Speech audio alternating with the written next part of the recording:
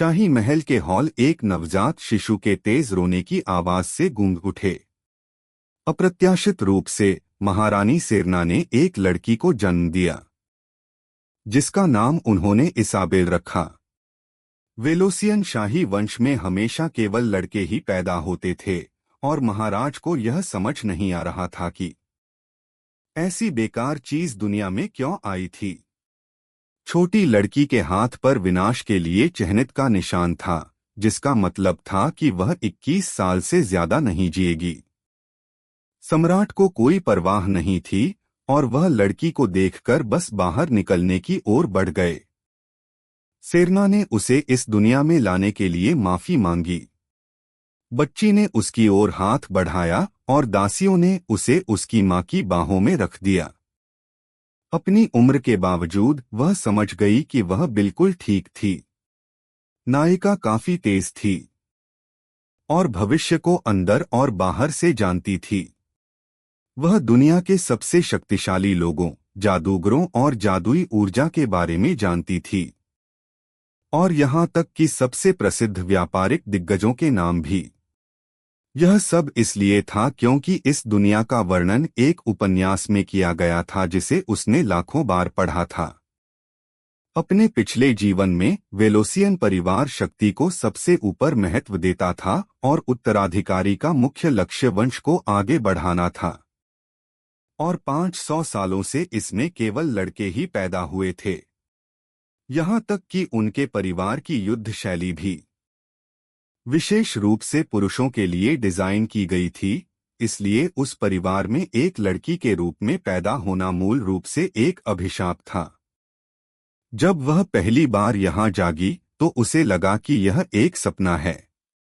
कथानक के अनुसार इसाबेल को 21 साल की उम्र में मरना था, लेकिन तब तक वह हर एक दिन का आनंद ले सकती थी।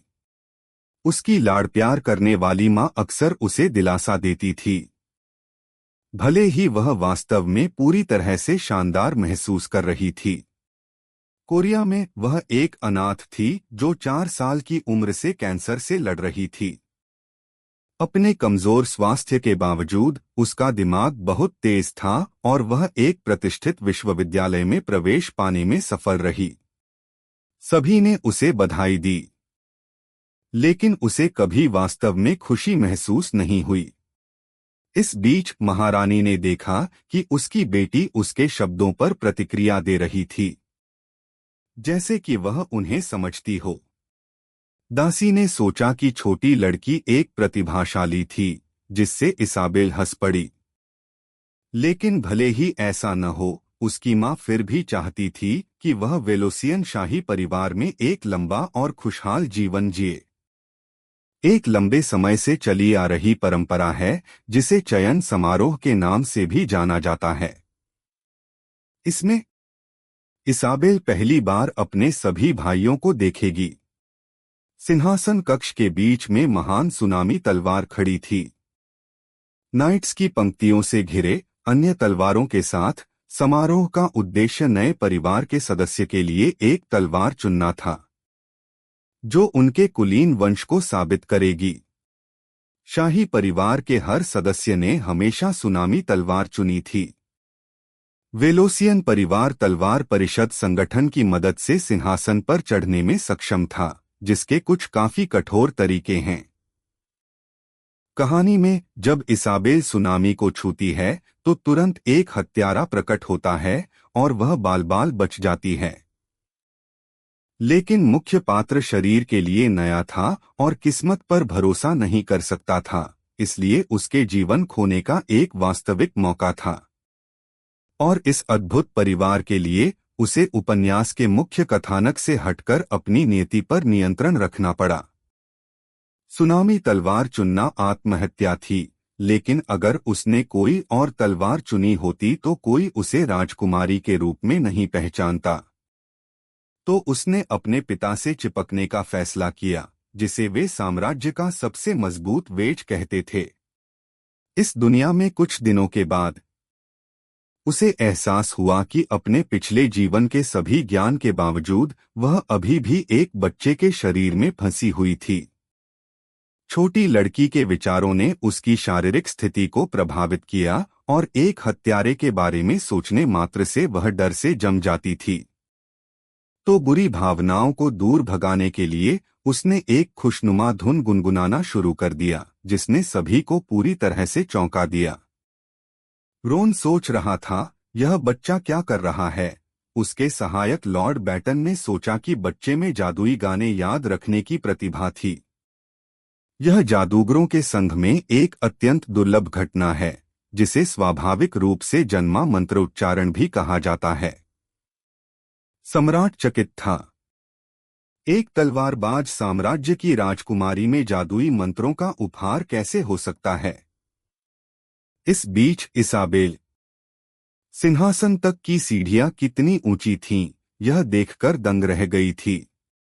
वे स्पष्ट रूप से वयस्कों के लिए डिजाइन की गई थीं। दूसरी ओर उसे राहत मिली कि हत्यारा नहीं आया था और उसने वह सब कुछ करने का फैसला किया जो वह कर सकती थी।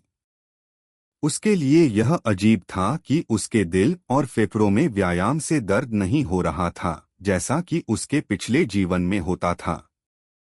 सिर्फ एक गहरी सांस से उसकी छाती में चुभन और दर्द होता था। एक वास्तविक संघर्ष के बाद वह आखिरकार अपने पिता के पैरों तक पहुंच गई। उनके पैर को गले लगाते हुए उसने खुशी से पापा और ममा पुकारा, शब्दों का स्पष्ट उच्चारण करते हुए। सबसे बड़ा बेटा सेरमोन वेलोसियन अपनी छोटी बहन की क्यूटनेस से प्रभावित था। तीसरा बेटा मिखाइल दूसरे राजकुमार कॉमन के पास दौड़कर गया। उलझन में क्या वह भी प्यारा नहीं है। भाई इस बात पर बहस करने लगे कि उन दोनों में से कौन ज्यादा प्यारा है, जिससे इसाबेल को बहुत हंसी आई। उसे हंसते देख भाइयों ने सर्वसम्मति से हार मान ली। तलवार परिषद के लोग अवाक रह गए। उनकी हत्या का प्रयास पूरी तरह विफल हो गया था। जो उसने शुरू किया था उसे खत्म करने का फैसला करते हुए इसाबेल डैडी के पैर पर चढ़ गई और उसे चुना। लॉर्ड बेटन को एहसास हुआ कि उसने अपनी पसंद बना ली है और वह उसके संचार कौशल से प्रभावित हुए। सम्राट ने अपने सहायक को घूरा, यह न समझते हुए कि वह कैसे सोच सकता है कि वह कोई ऐसी व्यक्ति थी जिससे तर्क किया जा सकता था। लेकिन बेटन जानता था कि 1 साल के बच्चे बात कर सकते हैं, खासकर अगर वे स्वाभाविक रूप से प्रतिभाशाली हों। सबूत के तौर पर लॉर्ड ने छोटी बच्ची से पूछा कि क्या वह उसे समझती है, और इसाबेल ने जवाब में सिर हिलाया। हालांकि महाराज को यह समझ नहीं आया, क्योंकि वह इतना विलक्षण था। उसने सोचा कि अगर वह कुछ नहीं कर सकता तो कोई और भी नहीं कर सकता। रोन एक स्वाभाविक रूप से प्रतिभाशाली व्यक्ति था जो हमेशा अपनी बात मनवाता था और हमेशा सोचता था कि वह सही है। सम्राट ने इसे बकवास समझा, इसलिए बेटन चाहता था कि छोटी बच्ची पलक झपकाए। उसे अपनी पलकें झपकाने के लिए इतनी मेहनत करते देख माँ और उसके भाई मंत्रमुग्ध हुए बिना नहीं रह सके। लेकिन तब भी उसके पिता ने उसे एक गंभीर नजर दी, जिससे वह पूरी तरह डर गई। वह डर के मारे बेहोश होने लगी और रोन ने उसे पकड़ लिया, यह सोचते हुए कि वह अभी तक अपने शरीर पर नियंत्रण में नहीं थी। उसने तुरंत उस पर सवालों की बौछार कर दी, जिसका उसने स्वचालित रूप से जवाब दिया। इससे चकित होकर सम्राट ने उसे बेटन को सौंप दिया, यह तय करते हुए कि उसने अपनी तलवार चुन ली थी। इसके साथ ही समारोह समाप्त हो गया और हर कोई ताली बजाने लगा। हर बार जब वह सो जाती, नायिका डर गई थी कि बेहोश होने के बाद वह अचानक एक अस्पताल के कमरे में दवा की गंध के साथ जाग जाएगी। समारोह के अंत में वह अचानक अपने पिता की बाहों में जाग गई। मूल कहानी में शाही परिवार निर्दयी और क्रूर था, इसलिए अगर चीजें खराब होती तो वे एक बेटी को छोड़ने में संकोच नहीं करते। यह जानते हुए और सिर्फ एक बच्ची होने के कारण इसाबेल खुद को रोक नहीं पाई और पूरी तरह से आपा खो बैठी। रोन ने सोचा कि वह काफी शोर मचा रही थी और तभी बेटन ने मदद की पेशकश की। जैसे ही वह लॉर्ड की बाहों में थी, उसने रोना बंद कर दिया जब उसने कहा कि वह उसे नर्सरी में भी ले जा सकता है। सहायक बहुत खुश था। नायिका को लॉर्ड बेटन बहुत पसंद था और वह यह समझ नहीं पा रही थी कि इतना दयालु व्यक्ति कैसे, और एक विचारशील व्यक्ति एक भाड़े का हत्यारा भी हो सकता था। कुछ महीनों बाद छोटी लड़की काफी बड़ी हो गई थी और उसकी शब्दावली बहुत बढ़ गई थी। वह अक्सर अपनी माँ के पास प्यार के लिए दौड़ती थी और सेरना हमेशा हैरान रहती थी कि उसकी बेटी कितनी अच्छी तरह बात कर सकती थी। इसके अलावा जादूगरों के संघ में भी ऐसे बच्चे नहीं थे जो मंत्र याद कर सकें। उस उम्र में अपनी माँ और नानी से ध्यान का आनंद लेते हुए छोटी बच्ची ने अचानक पुशअप्स करना शुरू कर दिया, ठीक उनके सामने। यह उसके लिए मुश्किल नहीं था, शायद आखिरकार वेलोसियन जीन्स के कारण। राजकुमारी 10 साल की उम्र में ही तलवार से पत्थर काट सकती थी। सेरना के कमरे में हंसी सुनकर सम्राट ने दरवाजा खोल दिया। यह न समझते हुए कि वह क्यों खुश थी, अचानक चुप हो गई। महारानी ने सोचा कि महामहिम को खटखटाना चाहिए था। रॉन कमरे से बाहर भागा और 1 मिनट बाद दरवाजे पर हल्की सी दस्तक हुई, उसे अंदर आने का न्योता देते हुए। सेरना अपने प्यारे सम्राट का स्वागत करके खुश थी। रॉन के व्यक्तित्व के बावजूद उसकी पत्नी उसे बहुत प्यार करती थी और वह उसके हाथों की कठपुतली था। एक तरफ इसाबेल समझ गई कि पिताजी उतने बुरे नहीं थे, लेकिन उनके शब्द अभी भी चुभते थे। लेकिन वह भी बिल्कुल साधारण नहीं थी, इसलिए उसने सकारात्मक रहने का फैसला किया, यह सोचते हुए कि पिताजी बस माँ के साथ उसकी निकटता से ईर्ष्या कर रहे थे। मूल कहानी में माँ की मृत्यु के बाद रॉन ने खाना पीना बंद कर दिया और उसके आसपास की दुनिया बस धूसर हो गई। वह कमजोर पड़ गया और मुख्य पात्र से हार गया और फिर साम्राज्य नरक में चला गया। नायक खुरदुरा और बर्बर लगता है, लेकिन अंदर से वह एक प्यारा इंसान है जो अपनी पत्नी को बहुत प्यार करता है। अखाड़े से झांकते हुए इसाबेल ने अपने माता पिता को आवाज दी। यह सोचते हुए कि उसके पिताजी बहुत सुंदर हैं, उसने बिना सोचे समझे कह दिया कि वह उनसे प्यार करती है। रॉन एकदम गंभीर दिखते हुए उसके पास आया, चाहता था कि उसकी बेटी दोहराए कि उसने क्या कहा था, लेकिन बच्ची उसकी आभा से इतनी डर गई थी कि वह एक शब्द भी नहीं निकाल पाई। खुद को संभालते हुए वह मुस्कुराई, यह सोचकर कि क्या माँ और पिताजी सचमुच उससे नाराज थे। सेरना ने बीच में आकर समझाया कि उसके पिता जितने दिखते थे उससे कहीं ज्यादा आरक्षित थे, लेकिन उसके और उनकी बेटी के साथ वह वास्तविक हो सकते थे और उन्हें अपने ही परिवार से डरने की जरूरत नहीं थी। अचानक माँ ने सोचा कि क्यों न अपने छोटे बच्चे से उसके पिताजी को गले लगाने का सुझाव दिया जाए, जो पूरी तरह से अचंभित थे। छोटी लड़की ने कोशिश करने का फैसला किया और अपने हाथ अपने पिता की ओर बढ़ाए। उन्होंने अपनी चिंताएं व्यक्त करते हुए जवाब दिया, यह सोचते हुए कि क्या वेलोसिया की राजकुमारी सचमुच इतनी बिगड़ी हुई हो सकती है। इसाबेल पहले से ही उस प्रतिक्रिया के लिए खुद को तैयार कर रही थी। जब सम्राट ने अचानक उसे उठा लिया और अपने करीब पकड़ लिया तो उसे एहसास हुआ कि वह उसे गले लगा रहा था, भले ही वह अपने अजीब तरीके से ही क्यों न हो। नायिका दंग रह गई। ओह, यह कितना प्यारा है, माँ ने कहा, पिताजी की मदद करने के लिए दौड़ते हुए ताकि वे अपनी बेटी को ठीक से पकड़ सकें। उसे वह पंख जितनी हल्की लगी, लेकिन ईमानदारी से कहूँ तो अपनी उम्र के हिसाब से छोटी बच्ची का वजन काफी था। वे अपने पहले बच्चे सेरमन को लेकर बहुत चिंतित रहते थे क्योंकि वह धीरे धीरे बढ़ता था, लेकिन लगता है इसाबेल को वह समस्या नहीं है। अपने पिता के शरीर की गर्मी महसूस करते हुए लड़की ने पहली बार समझा कि परिवार द्वारा संरक्षित होने का क्या मतलब होता है।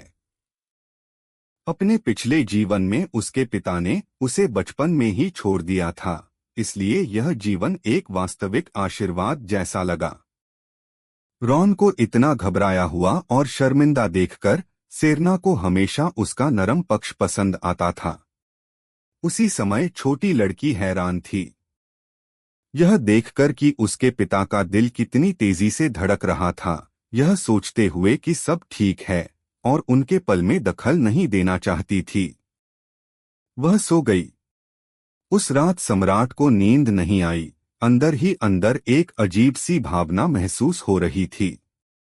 भले ही उसकी बेटी इतनी नाजुक थी कि शायद वह बच न पाए, फिर भी वह उसे सेरना की बहुत याद दिलाती थी। क्या कोई जो लड़ भी नहीं सकता, वह सचमुच वेलोसियन हो सकता है? उत्तराधिकारी तो दूर की बात है। उसे यह समझ नहीं आया। यह सब व्यर्थ लगा, जैसे नियति पहले से ही लिखी हुई थी। लेकिन रॉन का दिमाग अभी भी उलझा हुआ था। एक अच्छी द्वंद्वयुद्ध से अपना दिमाग साफ करने का फैसला करते हुए वह आधी रात को बैटन को जगाने चला गया। नींद में डूबे सहायक ने मना करने की कोशिश की, लेकिन सम्राट ने अपनी तलवार खींच ली, यह सोचते हुए कि उसकी ज़बान थोड़ी ज्यादा ढीली हो रही थी। समय तेजी से बीता और 3 साल में इसाबेल को एहसास हुआ कि उसे इसका बेहतर उपयोग करने की जरूरत है।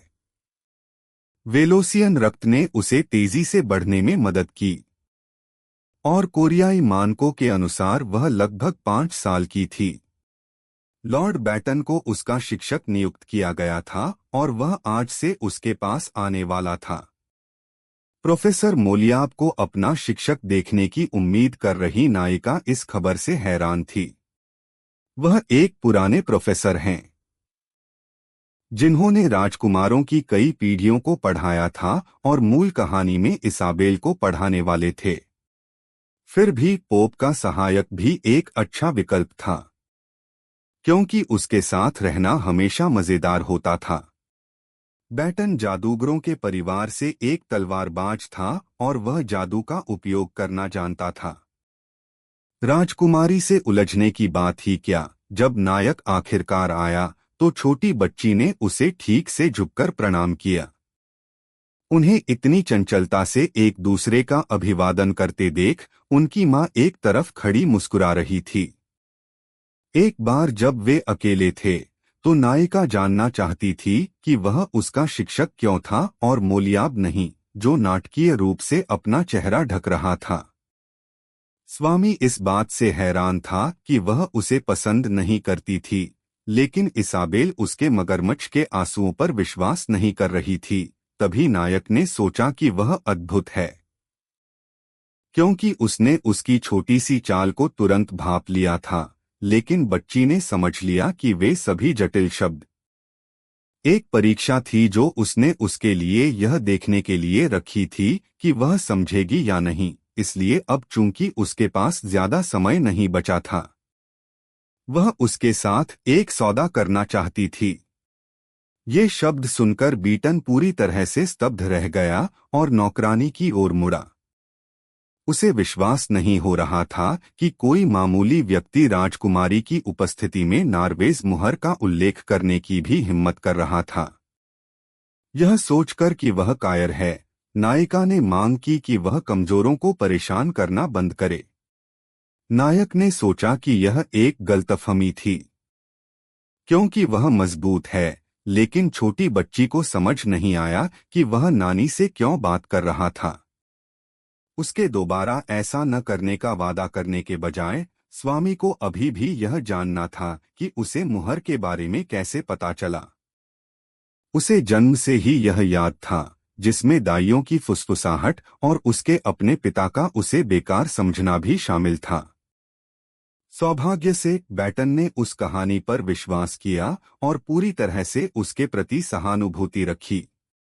गंभीर दिखते हुए उसने इसाबेल के हाथ पकड़े और सावधानी से जेली को उसकी हथेलियों में रखा। बाद में प्रशिक्षण के दौरान सम्राट इस बात से हैरान था कि एक 3 साल का बच्चा मौत को समझता था। स्वामी अपनी बात पर पूरी तरह से आश्वस्त था और इससे भी बढ़कर छोटी बच्ची पूरी तरह से शांत थी। सहायक को विश्वास नहीं हो रहा था कि महाराज वास्तव में अपनी ही बेटी को बेकार समझते थे, भले ही वह सब कुछ समझती थी। बच्ची पूरी तरह से बेपरवाह थी। बैटन ने सोचा कि भले ही वह वेलोसियन तलवार शैली में महारत हासिल न कर पाए, फिर भी उसमें कुछ खास बात थी। उसके बाद रॉन ने नायक से अपनी तलवार पकड़ने को कहा कि उन्हें लड़े हुए बहुत समय हो गया है, भले ही वह एक सेवानिवृत्त हत्यारा था। बैटन लड़ने के मूड में नहीं था, लेकिन सम्राट दबाव डाल रहा था। आप देख सकते थे कि रॉन को बहुत सी बातों का पछतावा हो रहा था, और ईमानदारी से कहूँ तो उसे यह मिलना ही था। उसके बाद स्वामी ने हर दिन राजकुमारी से मिलना शुरू कर दिया। भले ही वह तलवारबाजी नहीं सीख रही थी, इसाबेल के पास प्रभावित करने के लिए कई अन्य उपयोगी कौशल थे, अपनी पूरी कोशिश कर रही थी। उसने अपने गुरु को अपने पिता का एक चित्र दिखाया जो उसने खुद बनाया था। चित्र को देखकर नायक ने कहा, इस दिलचस्प कलाकृति के पीछे कौन कलाकार है? जब उसे पता चला कि छोटी लड़की ने इसे खुद बनाया है, तो वह उसकी प्रतिभा से सचमुच चकित रह गया। जब उसने सुना कि माइकल एंजेलो की आत्मा उसके शरीर में छिपी हुई है, तो लड़की थोड़ी सतर्क हो गई। उसकी उलझन देखकर बैटन ने स्पष्ट किया कि अगर सच में उसके अंदर कोई आत्मा होती, तो पवित्र शूरवीर तुरंत उसका ध्यान रखते। लगभग बड़ी मुसीबत में पड़ने के विचार से ही उसकी रीढ़ में सिहरन दौड़ गई। स्वामी छोटी बच्ची को अपने दोस्तों से मिलवाना चाहते थे, जो पवित्र शूरवीरों में से थे, लेकिन उसने तुरंत मना कर दिया, यह सोचकर कि वे बहुत व्यस्त लोग होंगे। उसकी त्वरित सोच से चकित होकर बैटन ने फैसला किया कि कम से कम उसे इन सैनिकों के प्रमुख से मिलवाया जाए, जिन्हें निश्चित रूप से समय निकालने में कोई आपत्ति नहीं होगी। लेकिन उस अजीब आदमी का नाम सुनते ही उसे पसीना आ गया। बैटन को उत्सुकता हुई कि उसने चित्र बनाना कब सीखा, और उसके अनुसार यह बचपन में हुआ था। अचानक उसे एहसास हुआ कि इस तरह के शब्द 3 साल की बच्ची के मुंह से अजीब लग रहे थे। लेकिन स्वामी ने इसका मतलब यह निकाला कि इतनी छोटी बच्ची भी का बचपन होता है, जिसका मतलब है कि राजकुमारी खुद को पहले से ही काफी बड़ी समझती है। इस दयालुता ने उसे अंदर तक छू लिया, और नायक सोफे पर गिर गया, यह न जानते हुए कि क्या हुआ था। नायिका ने उसे कुछ जगह देने का फैसला किया। उसी दिन बाद में नायक ने महारानी का चित्र सीधे महाराज के सामने रख दिया। सम्राट ने इसे कचरा कहकर खारिज कर दिया, जिससे सहायक सचमुच चिढ़ गया। स्पष्ट करने के लिए उसे यह बताने की आवश्यकता महसूस हुई कि यह एक 3 साल के बच्चे ने बनाया है। भले ही यह अमूर्त है, त्वचा की बनावट और इस पेंटिंग की शुद्ध सुंदरता मन को मोह लेने वाली है। यह देखकर कि रोना प्रभावित नहीं हो रहा था, स्वामी ने आखिरकार कबूल करने का फैसला किया कि उसकी बेटी ही कलाकार थी। भले ही वह अपने पिता को ज्यादा नहीं देखती, उसने उनके चेहरे की विशेषताओं को अद्भुत विस्तार से कैद किया था।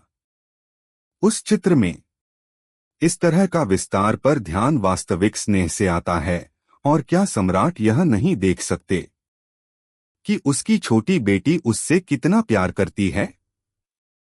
बैटन जानता था कि ये शब्द महाराज को अविश्वसनीय रूप से खुश कर देंगे। रॉन को लगा कि उसकी असिस्टेंट उस लड़की से जल रही थी, और वह पूरी तरह गलत नहीं था, क्योंकि हीरो ने कितनी भी कोशिश की हो, उसने कभी उसे यह कहते नहीं सुना कि वह भी उससे प्यार करती है। यह जानते हुए कि लॉर्ड सिर्फ इसी के लिए नहीं थे, सम्राट जल्द से जल्द असली वजह जानना चाहते थे। बैटन के अनुसार राजकुमारी में जादुई इंजीनियरिंग की अविश्वसनीय प्रतिभा थी, इसलिए हीरो की एक ही विनती थी और वह उम्मीद कर रहा था कि सम्राट उसकी बात सुनेंगे। बच्ची को उचित जादुई प्रशिक्षण की आवश्यकता है और उसके लिए उसे एक जादू के शिक्षक की जरूरत है। शाही महल में जादू आमतौर पर वर्जित था, लेकिन लॉर्ड के पास आश्वस्त होने के अपने कारण थे।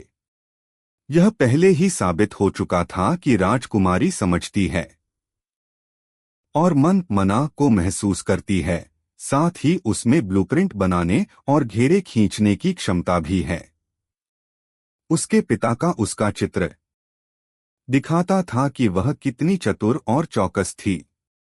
साथ ही केवल 3 साल की उम्र में वह संख्याओं की अवधारणा को समझती थी और मानसिक गणित कर सकती थी।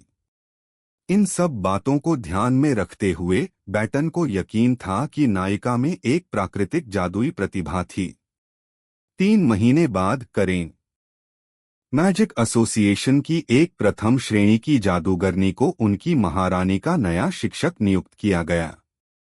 मूल कहानी में वह एक भयानक रूप से शक्तिशाली जादूगरनी और उपन्यास की मुख्य खलनायिका थी। वह चालाक और बुद्धिमान महिला अपने लक्ष्यों को प्राप्त करने के लिए कुछ भी करने में सक्षम थी। उसने अपने शिक्षक को धोखा दिया, उसे बाहर निकाला और जादूगरों की मुखिया बन गई। एसोसिएशन में सर्वोच्च पद प्राप्त किया। इसके अलावा करेन अपना खुद का साम्राज्य बनाना चाहती थी, लेकिन मुख्य पात्र आरोन, जो सम्राट बनता है, उसके रास्ते में खड़ा था। मुख्य पात्र बहुत मजबूत था और उसे हर बार हरा देता था, इसलिए उसने एक गंदी चाल चली और नायिका पर नरविटा शाप लगा दिया। लेकिन ठीक उसके बाद यह पता चला कि यही नायिका इस दुनिया में एक ड्रैगन थी। ऐसे लोगों को जादू का स्वामी माना जाता था और वे ही नरविटा के निशान को हटा सकते थे। यह महसूस करते हुए कि वह एक ड्रैगन थी, लड़की ने अपनी यादें सील कर दी और आरोन के साथ खुशी खुशी रहने लगी। कहानी शुरू होने से 18 साल पहले और इसाबेल केवल 3 साल की है। उसे पहले से ही एक खलनायक कैसे मिल गया? सबसे बुरी बात यह है कि आप इस छोटे बच्चे के शरीर में अपनी भावनाओं को छिपा नहीं सकते। और करेन बहुत तेज है। वह पहली थी जिसने देखा कि नायिका बाकी सभी से अलग थी और उसने इसका पूरा फायदा उठाया। बस इसके बारे में सोचने से बच्ची का पेट मचल गया और वह मुश्किल से खुद को संभाल पा रही थी। वह पहले से ही बहुत संदिग्ध व्यवहार कर रही थी और इतना तार्किक और तर्कसंगत होना पूरी तरह से अस्वाभाविक लगता, जिसका मतलब था कि अब एक ही रास्ता बचा था और नायिका पूरी तरह से आपा खो बैठी, चीखने लगी। उसके चेहरे पर आंसू बह रहे थे। उसने मांग की कि वे लॉर्ड बैटन को वापस दें। आपको लगेगा कि इससे जादूगरनी डर जाएगी, लेकिन उसकी नजर ठंडी और डरावनी बनी रही। अचानक छोटी वाली को याद आया कि करेन को हराने वाला एकमात्र व्यक्ति एरोन था और उसे जगाने के लिए प्रेरित करना था। मूल कहानी में खलनायिका इसाबेल ने यह काम किया था और वह अंतःग्रह पर सबसे शक्तिशाली व्यक्ति बन गया, लेकिन अगर वह पहल नहीं करती तो मुख्य पात्र कभी जागृत नहीं हो पाएगा। वह करेन से इसलिए टकराया था क्योंकि एरोन ने सम्राट के रूप में सिंहासन संभाला था, लेकिन अगर ऐसा नहीं होता है, उनके परिवार को ही जादूगरनी को रोकना होगा और उस स्थिति में यह सुरक्षित होगा उसे वेलोसियन के पक्ष में लाना, क्योंकि उसके बुरे कर्म अभी भी 20 साल दूर हैं। बेशक तब तक नायिका मर चुकी होगी। लेकिन उसे 21 साल का उपहार मिला था और वह कुछ अच्छा पीछे छोड़ना चाहती थी। इस बीच करेन ने सोचा, इस तरह अपनी पढ़ाई जारी रखना मुश्किल होगा, लेकिन छोटी वाली अचानक उससे सहमत हो गई, यह सोचकर कि लॉर्ड बैटन नाराज हो जाएंगे अगर वह शिक्षिका के साथ असभ्य होती। इसाबेल ने सोचा कि जब उसने अपने परिवार की रक्षा करने के बारे में सोचा तो वह वास्तव में सुंदर थी। वह अपनी भावनाओं पर बेहतर नियंत्रण पाने लगी। अगले दिन जादूगरनी फिर से उसे पढ़ाने आई। अचानक नायिका उसके सामने प्रकट हुई, अपनी उंगली होठों पर रखी, यह सुनिश्चित करते हुए कि कोई देख नहीं रहा था। इसाबेल ने चुपचाप उसे जेली दी, शर्मिंदगी से खांसते हुए। करेन ने कक्षा के बाद उपहार लेने का फैसला किया। खलनायिका का दिल जीतना असंभव लग रहा था, लेकिन नायिका कम से कम उसकी चौकसी कम करना चाहती थी, उसे अलग अलग सवालों से घेरते हुए। छोटी वाली इस तरह जानकारी इकट्ठा कर रही थी। पता चला कि करेन 22 साल की थी और अपनी शिक्षिका से मिलने के बाद जादू का अध्ययन करना शुरू किया था।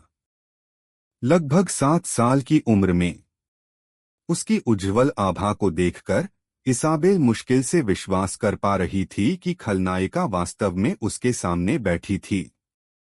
कुछ दिनों बाद जादूगरनी को पता चला कि लड़की नारवाल के निशान के बारे में जानती थी। नायिका समझ गई कि करेन इस निशान का बेहतर अध्ययन करने के लिए उसके करीब आई होगी। वह जानती थी कि मृत्यु क्या थी और इसलिए अपने आसपास के सभी लोगों को खुशी देना चाहती थी। जादूगरनी इस छोटी लड़की के साहस से हैरान थी, लेकिन लड़की ने इस जीवन को एक उपहार के रूप में देखा, ठीक वैसे ही जैसे करेन से मिलना। इसलिए वह डरी नहीं थी, इसके अलावा यह उसके दिल पर भारी पड़ रहा था। यह जानकर कि उसके गुजर जाने के बाद दूसरे लोग दुखी होंगे। उसे आश्चर्य हुआ जब उसने जादूगरनी के चेहरे पर आंसू बहते देखे। अचानक करेन ऐसे मुड़ गई जैसे कोई बड़ी बात न हो, यह जानते हुए कि मूल रूप से ऐसा नहीं हुआ था। इसाबेल ने सोचा कि जादूगरनी नाटक कर रही थी। अगर उसे यह पता न होता तो वह अभी बहुत बड़ी मुसीबत में होती। लेकिन सौभाग्य से वह बच गई, यह सोचकर कि उसकी महारानी एक अच्छी बच्ची थी। करेन अचानक उसके साथ यह डरावना समय बिताना चाहती थी।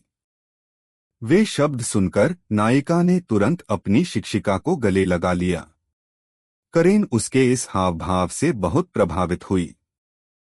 उसकी पीठ पीछे शरारती मुस्कान के साथ नायिका पूरी तरह से निश्चित थी कि यह महिला पूरी तरह से पागल थी।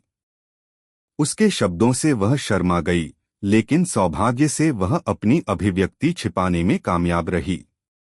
मूल रूप से करेन ने विल्हेम से बदला लिया था और जादू संघ में शीर्ष स्थान प्राप्त किया, लेकिन उसके बाद उसे एक गद्दार के रूप में ब्रांडेड किया गया जिसने अपनी शिक्षिका को मार डाला।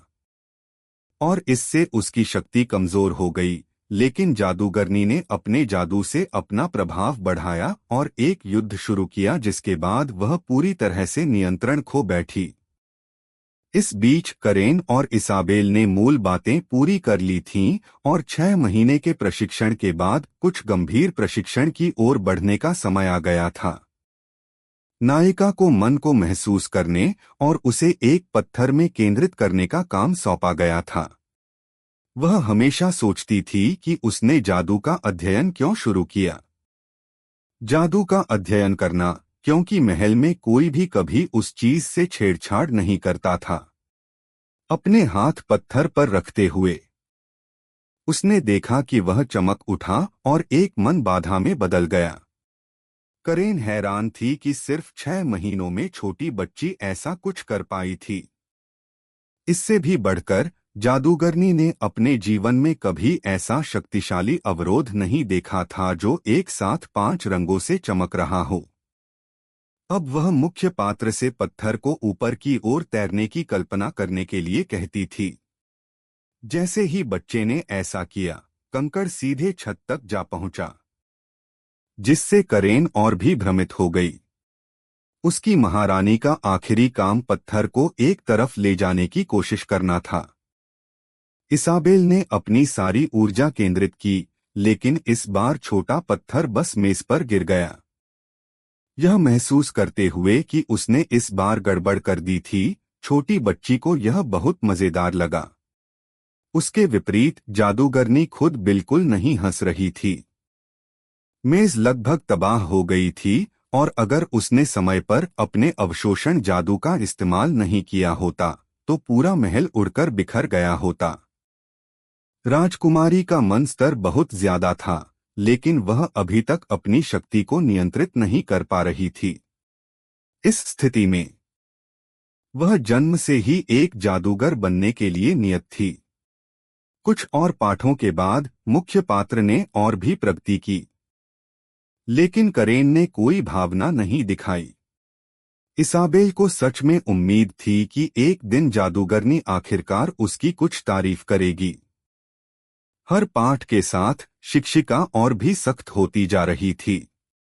एक कक्षा के दौरान बच्ची बहुत घबरा गई। जब उसने सुना कि जादूगर उड़ सकते हैं, लेकिन उन्हें यह पसंद नहीं है क्योंकि वे गिर सकते हैं और तुम जानते हो, मर सकते हैं। जब करेन गई, लड़की पूरी तरह से घबरा गई क्योंकि वह लगभग पकड़ी गई थी। मूल कहानी में जादूगरनी ने केवल मौत का जिक्र किया था, अपने शिकार को बुरी तरह डराने के लिए।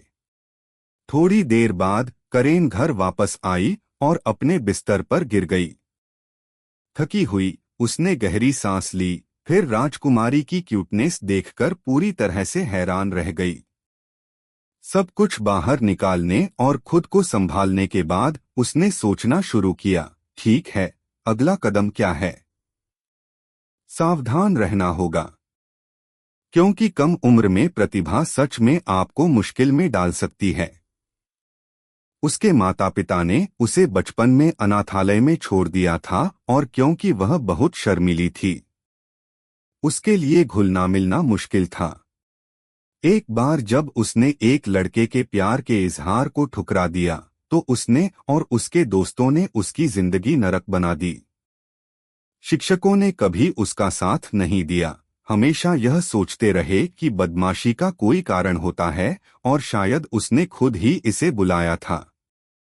किसी कारण से करेन ने आखिरकार परवाह करना छोड़ दिया, लेकिन फिर मैजिक एसोसिएशन से विल्हेम आया। उसने उसकी प्रतिभा को पहचाना और उसे अपने साथ ले गया।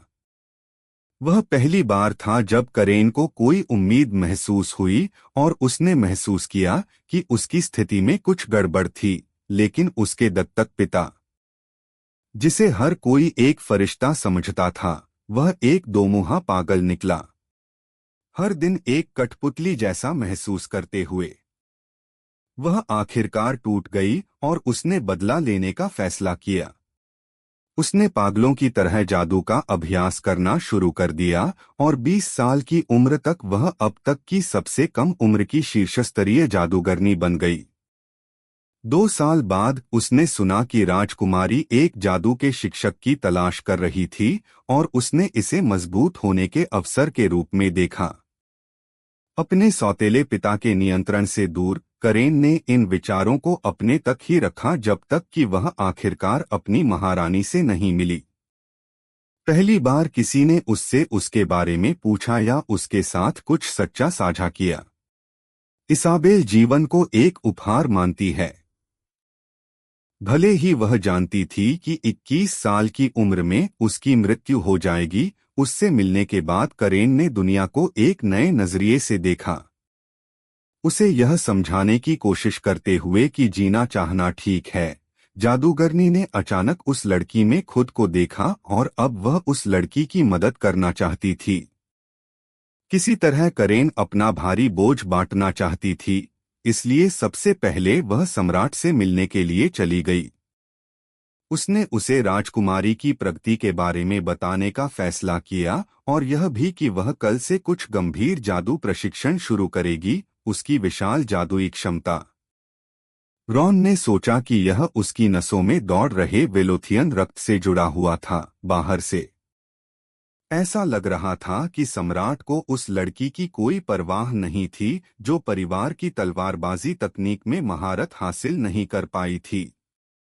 लेकिन अब उसे देखकर जादूगरनी ने सोचा कि उसे वास्तव में उस पर गर्व था। और तो और वह खुद और महामहिम के बीच एक निश्चित समानता देखने लगी थी। यह एक समझ है जो एक ही क्षमता वाले लोगों के बीच विकसित होती है, लेकिन रॉन को यह अभी तक समझ नहीं आया था। फिर उसने सोचा, क्या सम्राट उत्सुक नहीं थे कि राजकुमारी की जादुई प्रतिभा कितनी मजबूत थी। जादू की दुनिया में प्रतिभा ही सब कुछ थी और इसके बिना कई स्तर पहुंच से बाहर थे।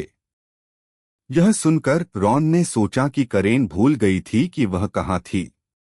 यह तलवारबाजों का साम्राज्य था और तलवारबाजी में छोटी से छोटी उपलब्धियां भी जादुई शक्ति से अधिक महत्वपूर्ण मानी जाती थीं।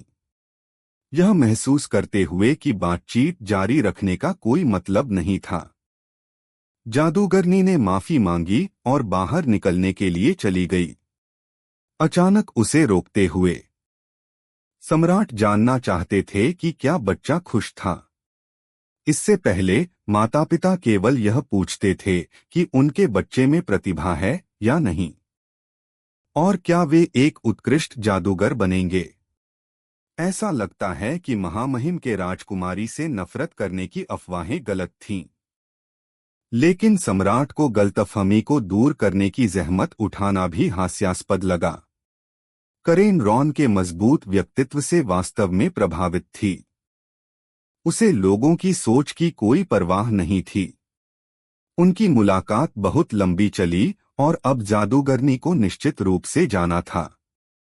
कुछ दिनों बाद महामहिम का जन्मदिन मनाने के लिए सभी विभिन्न गुटों के दूत राजधानी में इकट्ठा हुए। अपने पति का कॉलर ठीक करते हुए सेरना को उम्मीद थी कि वह मेहमानों के प्रति नाराजगी का एक भी संकेत नहीं दिखाएगा। आखिरकार यह वास्तव में एक महत्वपूर्ण राजनयिक बात थी।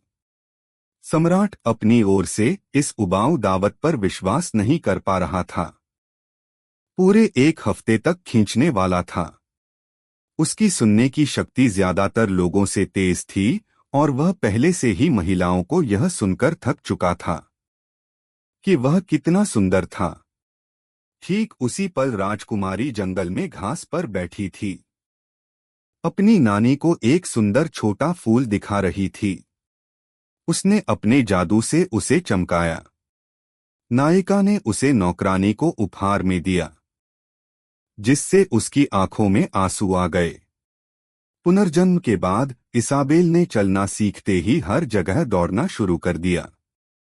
वह कितनी भी थक जाती, उसका तेज धड़कता दिल अब दुखता नहीं था और इससे छोटी लड़की खुश थी। अचानक नानी गायब हो गई और उसकी जगह एक अजनबी खड़ा था, जिसने काला लबादा और प्लेग डॉक्टर का मास्क पहना हुआ था। नायिका को ध्यान से घूरते हुए वह यह पता नहीं लगा पा रहा था कि वह गोद ली हुई थी या नहीं। यह सुनकर कि वह सम्राट की बेटी थी, अजनबी जोर से हंस पड़ा। अगर यह सच होता तो यह बहुत शर्म की बात होती, जिसका मतलब है कि उसे प्यार नहीं मिलता। अगर उन्होंने उसे अभी कोई गार्ड नहीं दिया।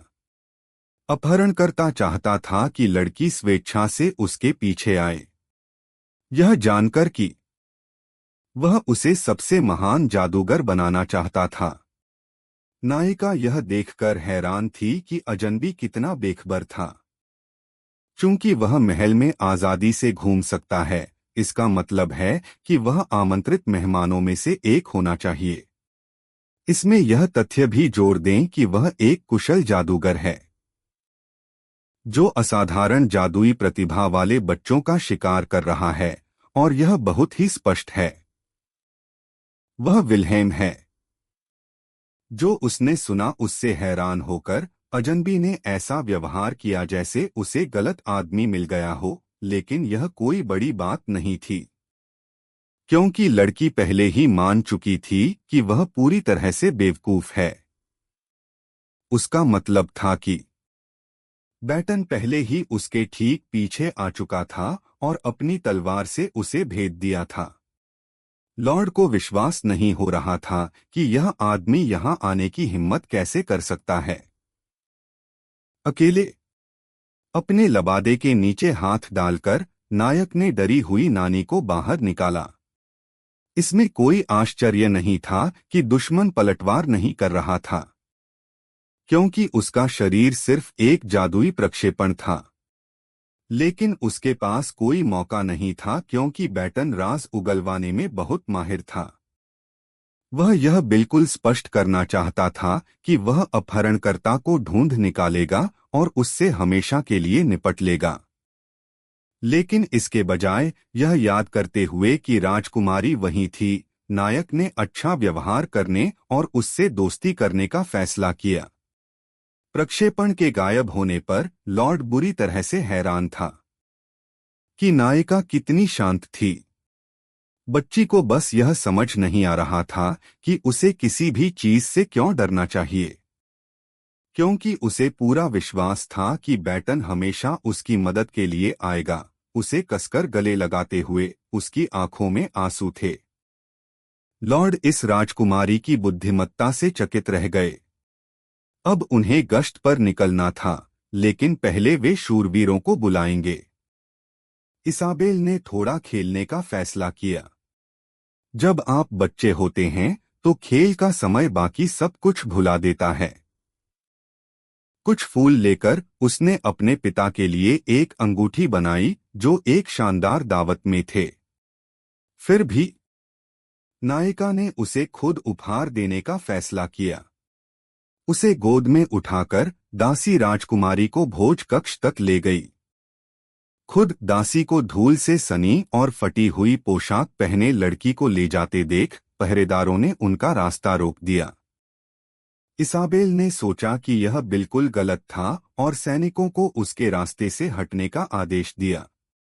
मुस्कुराते हुए उन्होंने सोचा, इस छोटी बच्ची को राजकुमारी होने का नाटक नहीं करना चाहिए, वरना उसे बहुत परेशानी होगी। अपनी बात पर अड़ी रहकर उसने उनसे अपने नाम और पद बताने की मांग की। उपहास करते हुए पहरेदारों ने दासी से कहा कि उस बच्चे को तुरंत वहां से ले जाएं। नायिका यह देखकर दंग रह गई कि भोज कक्ष के लिए जिम्मेदार शूरवीर शाही चेहरे को नहीं पहचान पाए। कई आंखें उस पर थीं और हर कदम उसकी प्रतिष्ठा को प्रभावित कर सकता था। इसलिए उसे निर्णायक रूप से कार्य करना पड़ा। इस बीच विल्हेम व्यक्तिगत रूप से महाराज को एक उपहार भेंट कर रहे थे। मैजिक एसोसिएशन के संस्थापक द्वारा बनाया गया। रॉन वहां गंभीर दिख रहा था और सिरना ने फैसला किया कि उसे जादूगर को धन्यवाद देना चाहिए। मैजिक एसोसिएशन और तलवारों का वेलोसियन साम्राज्य महाद्वीप को विभाजित करने वाली दो पूर्ण शक्तियां थीं। यदि सम्राट ऐसा ही व्यवहार करते रहे तो यह एक गंभीर राजनयिक गड़बड़ी में समाप्त हो सकता है। इस बीच महाराज अपनी बेटी की बातें सुन रहे थे। पहरेदारों से बहस करते हुए अपने पति को पूरी तरह से विचलित देखकर महारानी ने जादूगर को अत्यंत कृतज्ञता भरी नजर से देखा। उपहार के लिए अचानक रॉन खड़ा हुआ और उन्हें तुरंत राजकुमारी को अंदर आने देने का आदेश दिया।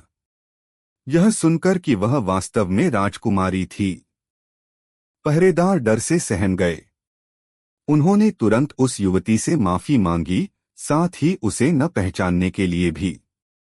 उन्हें देखकर मुस्कुराते हुए उसने फैसला किया कि वह उन्हें माफ कर देगी। अगर वे सच में माफी मांगना चाहते थे तो वे उसे कुछ आइसक्रीम या जेली खरीद सकते थे। अपने पिता के सामने खड़ी इसाबेल उन्हें उपहार देना चाहती थी। मेहमान उसकी अस्तव्यस्त उपस्थिति से भयभीत थे। यह सोचकर कि वह एक अनाथ की तरह दिख रही थी, उन्हें एक धमकी भरी नजर देते हुए सम्राट ने सभी को चुप करा दिया। रॉन अपनी बेटी के फैले हुए हाथों को घूर रहा था, पूरी तरह से अनजान कि वह उसे क्या देने की कोशिश कर रही थी।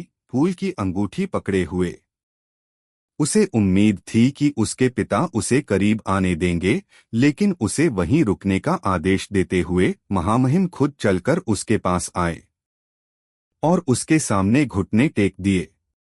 यह जानकर कि उसने यह चीज खुद बनाई थी, रॉन को एहसास हुआ कि इसे बनाते हुए वह पूरी तरह से गंदी हो गई थी। बस यह दिखाना चाहती थी कि वह कैसा महसूस करती है। वह बहुत खुश थी कि उसके पिता वहां थे।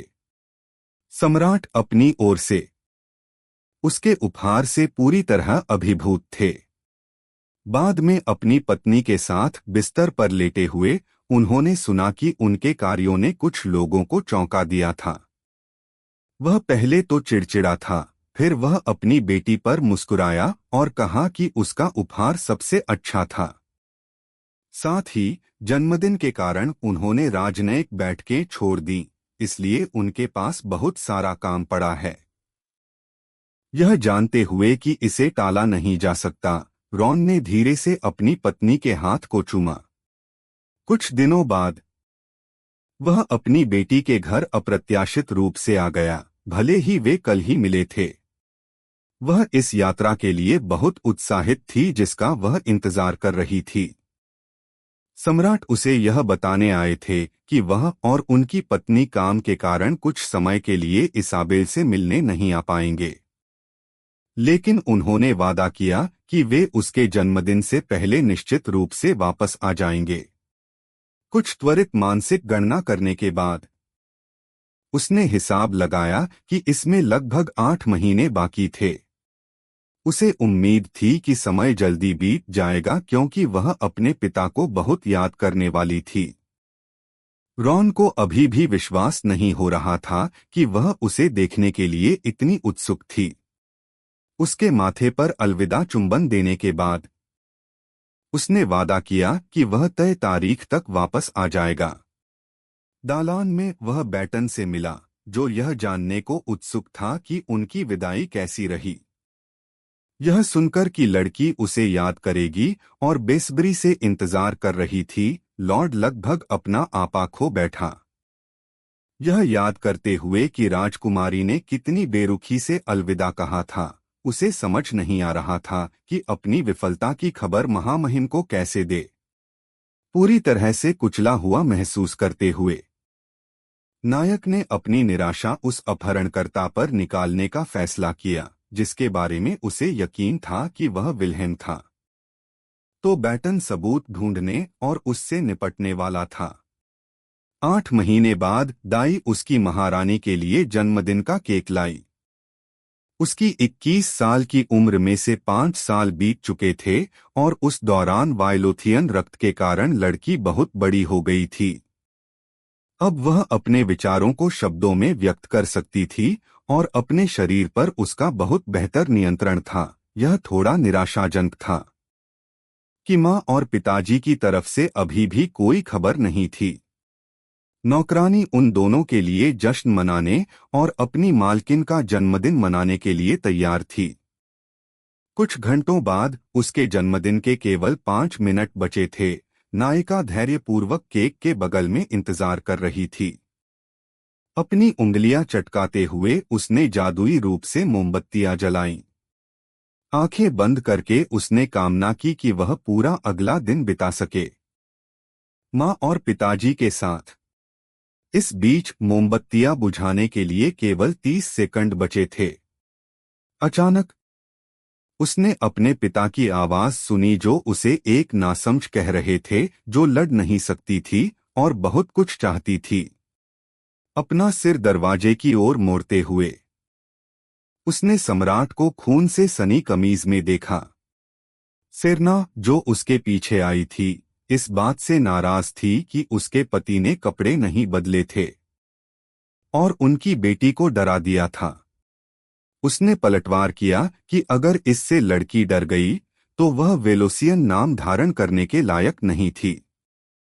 महारानी ने फैसला किया कि अगर वह ऐसा ही करता रहा तो उनकी बेटी उससे नफरत करने लगेगी। इसाबेल को कसकर गले लगाते हुए उसकी मां ने उसे 5वें जन्मदिन की शुभकामनाएं दीं। उसके माता पिता को अफसोस था कि वे थोड़ी देर से आए, अपनी भावनाओं को रोक पाने में असमर्थ। लड़की उसकी कंधे पर सिसकने लगी। वह बस अपने माता पिता की आभारी थी कि वे उसके लिए वहां थे। उसे अपनी मां के गले लगना बहुत पसंद था। वे इतने आरामदायक और गर्म थे। यह एक ऐसी गर्माहट थी जो उसने अपने पिछले जीवन में कभी महसूस नहीं की थी। और अपनी मां की बाहों में सो जाने के बाद इसाबेल अगली सुबह अपने बिस्तर में उठी, अपनी आंखें मलते हुए, और अपने पिताजी को देखकर वह बहुत हैरान थी। शांति से एक किताब पढ़ते हुए नायक को समझ नहीं आया कि उसकी बेटी उसके साथ इतनी अनौपचारिक क्यों हो रही थी। माफी मांगते हुए नायिका ने अपने पिता को अधिक औपचारिक रूप से संबोधित किया। यह सुनकर कि औपचारिकता हमेशा आवश्यक नहीं थी, उसने फैसला किया कि वह निजी तौर पर उन्हें पिताजी कहेगी। हालांकि इसाबेल को एहसास हुआ कि वह पहले ही 5 साल की हो चुकी थी और एक राजकुमारी के लिए शिष्टाचार और गरिमा महत्वपूर्ण थे, लेकिन सम्राट अभी भी उसे एक बच्चा मानते थे। खासकर एक दिन पहले जब वह खूब रोई थी, तभी लड़की को एहसास हुआ कि वह सचमुच खुश थी क्योंकि उसके पिताजी वहां थे। उसने यह भी नहीं देखा कि वह पूरी रात उसके साथ बैठा था। रॉन साम्राज्य का सबसे मजबूत योद्धा था, और किताब में लिखा था कि उसका मन एक पूरे ब्रह्मांड जैसा था। वह एक बार 2 हफ्तों तक बिना सोए लगातार लड़ा था, इसलिए एक रात जागना उसके जैसे आदमी के लिए कुछ भी नहीं था। फिर भी इसाबेल को उम्मीद थी कि वह हर दिन थक जाएगा ताकि वे और अधिक समय साथ बिता सकें। सम्राट ऐसा था। क्या वह सच में चाहती है कि उसके अपने पिता हमेशा पूरी तरह से थके हुए रहें? तो लड़की ने सोचा, शायद वह साल में कम से कम एक बार अपने जन्मदिन पर थक सकता है। यह सुनकर कि केवल 16 बचे थे, नायक का चेहरा अचानक उतर गया। उसने करेन से इसाबेल को कुछ अतिरिक्त गणित के पाठ देने के लिए कहने का फैसला किया। मेरा मतलब है 16 सचमुच एक बहुत छोटी संख्या थी, और वह बस इतना ही गिन सकती थी। सिर्फ इसके बारे में सोचने से रॉन थक गया, और अपनी बेटी को देखकर वह थका हुआ महसूस कर रहा था। वह यह सोच सोच कर भी थक गया था कि वह उसकी जिंदगी कैसे बढ़ा सकता है। सम्राट यह सोचने लगा था कि आखिर क्यों यह दिखने में बेकार समय उसके लिए इतना कीमती था। रॉन ने फैसला किया कि अब से वह बहुत कड़ी मेहनत करेगा। बाद में नायिका को पता चला कि उसकी मां ड्यूक रोथ के बच्चे के साथ एक व्यावसायिक बैठक में गई हुई थी, और आज सम्राट स्वयं अपनी बेटी को महल के अखाड़े तक ले जा रहे होंगे जहां वह रहेगी। यह सुनकर इसाबेल बहुत खुश हुई। 5 साल की उम्र तक शाही परिवार के बच्चे एक अलग महल में बड़े होते हैं, जिसके बाद वे महल के अखाड़े में चले जाते हैं। नायिका अपने भाइयों से मिलने का बेसब्री से इंतजार कर रही थी, जिन्हें उसने समारोह में देखा था। हालांकि केवल सबसे छोटा राजकुमार मिखाइल अभी महल में रह रहा था। अन्य राजकुमार अदालत की राजनीति में नहीं फंसना चाहते थे, इसलिए वे दूर थे। लड़की ने मिखाइल के करीब आने का फैसला किया। महल के प्रवेश द्वार पर उनसे डेल्जा मिली, जिसने सम्मानपूर्वक महाराज का अभिवादन किया। वह इस जगह की मुख्य प्रबंधक और सम्राट की एक वफादार अधीनस्थ थी। महिला हैरान थी कि महाराज ने राजकुमारी को व्यक्तिगत रूप से एस्कॉर्ट किया। मैडम डेल्जा का खुशी से अभिवादन करते हुए इसाबेल ने झुककर अपना परिचय दिया। महिला ने सोचा कि उसे झुकने की जरूरत नहीं है, लेकिन लड़की असहमत थी। वह जानती थी कि इसी महिला ने उसके पिता की जान बचाई थी। 10 साल पहले मिजरी हिल पर रॉन बहुत बुरी हालत में था और डेल्जा उसकी ओर दौड़ी 37 दुश्मनों को मार गिराया। उसे इसके लिए एक सिल्वर स्टार मिला, लेकिन उसने पुरस्कार समारोह छोड़ दिया, इसलिए हमारी लड़की बस उसे वह सम्मान दिया जो उसने कमाया था। वह एक महान तलवारबाज थी, सबसे मजबूत इकाइयों में से एक की कमांडर थी, जिसे ब्लैक वेल उपनाम दिया गया था। एक राजकुमारी के रूप में इसाबेल लेडी डेल्जा की वफादारी का सम्मान करना चाहती थी, और चूंकि वह अब यहाँ की मुखिया है तो बच्ची उसका सम्मान करेगी। जो उसने सुना उससे वह स्तब्ध रह गई। मैडम को एहसास हुआ कि उनकी महारानी के बारे में अफवाहें सिर्फ अफवाहें थीं। 5 साल की उम्र में वह असाधारण रूप से परिपक्व और अविश्वसनीय रूप से अच्छी तरह से व्यवहार करने वाली थी। सम्राट को जल्द ही राष्ट्रीय सभा में भाग लेना था, इसलिए वह आगे के मामलों को डेल्जा को सौंप रहे थे। जबकि छोटी बच्ची ने खुशी खुशी अलविदा कहा, महिला ने महाराज की दूर जाती आकृति को आश्चर्य से देखा, जो एक अलग व्यक्ति लग रहे थे। अगर वह अपनी बेटी के साथ ऐसा व्यवहार करते रहे तो वह अंततः उनकी कमजोरी बन जाएगी। रॉन के जाने के बाद मैडम राजकुमारी को उनके कक्षों में ले गईं। यह सब राजकुमार एक बालकनी से देख रहा था। उनके सामने कूदकर उतरते हुए वह खुश था कि उसका प्रतिद्वंद्वी आखिरकार सामने आया था। डेल्जा गुस्से में थी, सोच रही थी कि उसे कितनी बार और बताना पड़ेगा। उसे मिकेल को उस छत से कूदना बंद करने के लिए कहना था। तभी युवा राजकुमार को याद आया। सर लांसर के शब्द जो मायने रखता है वह तलवार में महारत हासिल करना है, बाकी सब सिर्फ शोर है। यह आदमी डेल्जा के मैनेजर का पति और राजकुमार के सलाहकारों में से एक था। जब मिखाइल ने सुना कि लांसर को फांसी दी जानी थी, आज वह तुरंत उसे देखकर चिढ़ गया। इसाबेल यह देखने लगी थी कि वे कितने समान थे। उसने सोचा कि वह थोड़ा प्यारा था और युवा राजकुमार हैरान था कि उसकी बहन उसे पहले से जानती थी। यह जानकर कि उसे चयन समारोह में उनकी मुलाकात याद थी, वह पूरी तरह से हैरान रह गया। उसने सबूत मांगा, लेकिन उसे इसकी जरूरत नहीं थी क्योंकि वह सच कह रही थी। डेल्सा जानती थी कि अगर राजकुमारी ऐसे ही चलती रही, राजकुमार और भी ज्यादा अड़ जाएगा। अचानक इसाबेल ने फैसला किया कि उसका भाई वास्तव में काफी मजबूत था और शानदार था। सच तो यह है कि वह कूल से ज्यादा प्यारा था, अपने हाथों को कमर पर रखे, पूरी तरह से गंभीर। उसने फैसला किया कि अगली बार वह अपनी बहन को अपने दोस्त से मिलवाएगा। मैनेजर यह देखकर हैरान रह गया कि राजकुमार कितनी आसानी से मान गया। आमतौर पर वह बहुत परेशान करता है। कुछ दिनों बाद मुख्य लड़की को एहसास हुआ कि जगह बदलने के बाद भी उसकी जिंदगी वही पुरानी घिसाई थी। साथ ही उसे लांसर नाम का एक नया शिक्षक मिला, जो एक तलवारबाजी कोच भी था। वह जानता था कि लड़की वेलोसियन तकनीक में महारत हासिल नहीं कर सकती थी, और एक राजकुमारी के रूप में वह कोई और शैली नहीं सीख सकती थी। यह सोचते हुए कि वे घर घर खेल सकते हैं, उसने अपनी पत्नी की जानलेवा घूरन को खुद पर महसूस किया। वह ऐसी थी, यह अभी क्या कर रहा है? इसे तलवारबाजी नहीं सिखानी चाहिए, खुद को समझाने की कोशिश करते हुए। उसे काम पर पेशेवर व्यवहार करने के बारे में खूब खरी खोटी सुननी पड़ी, यहाँ तक कि इसाबेल को भी उसके गुस्से भरे चेहरे से डर लग रहा था।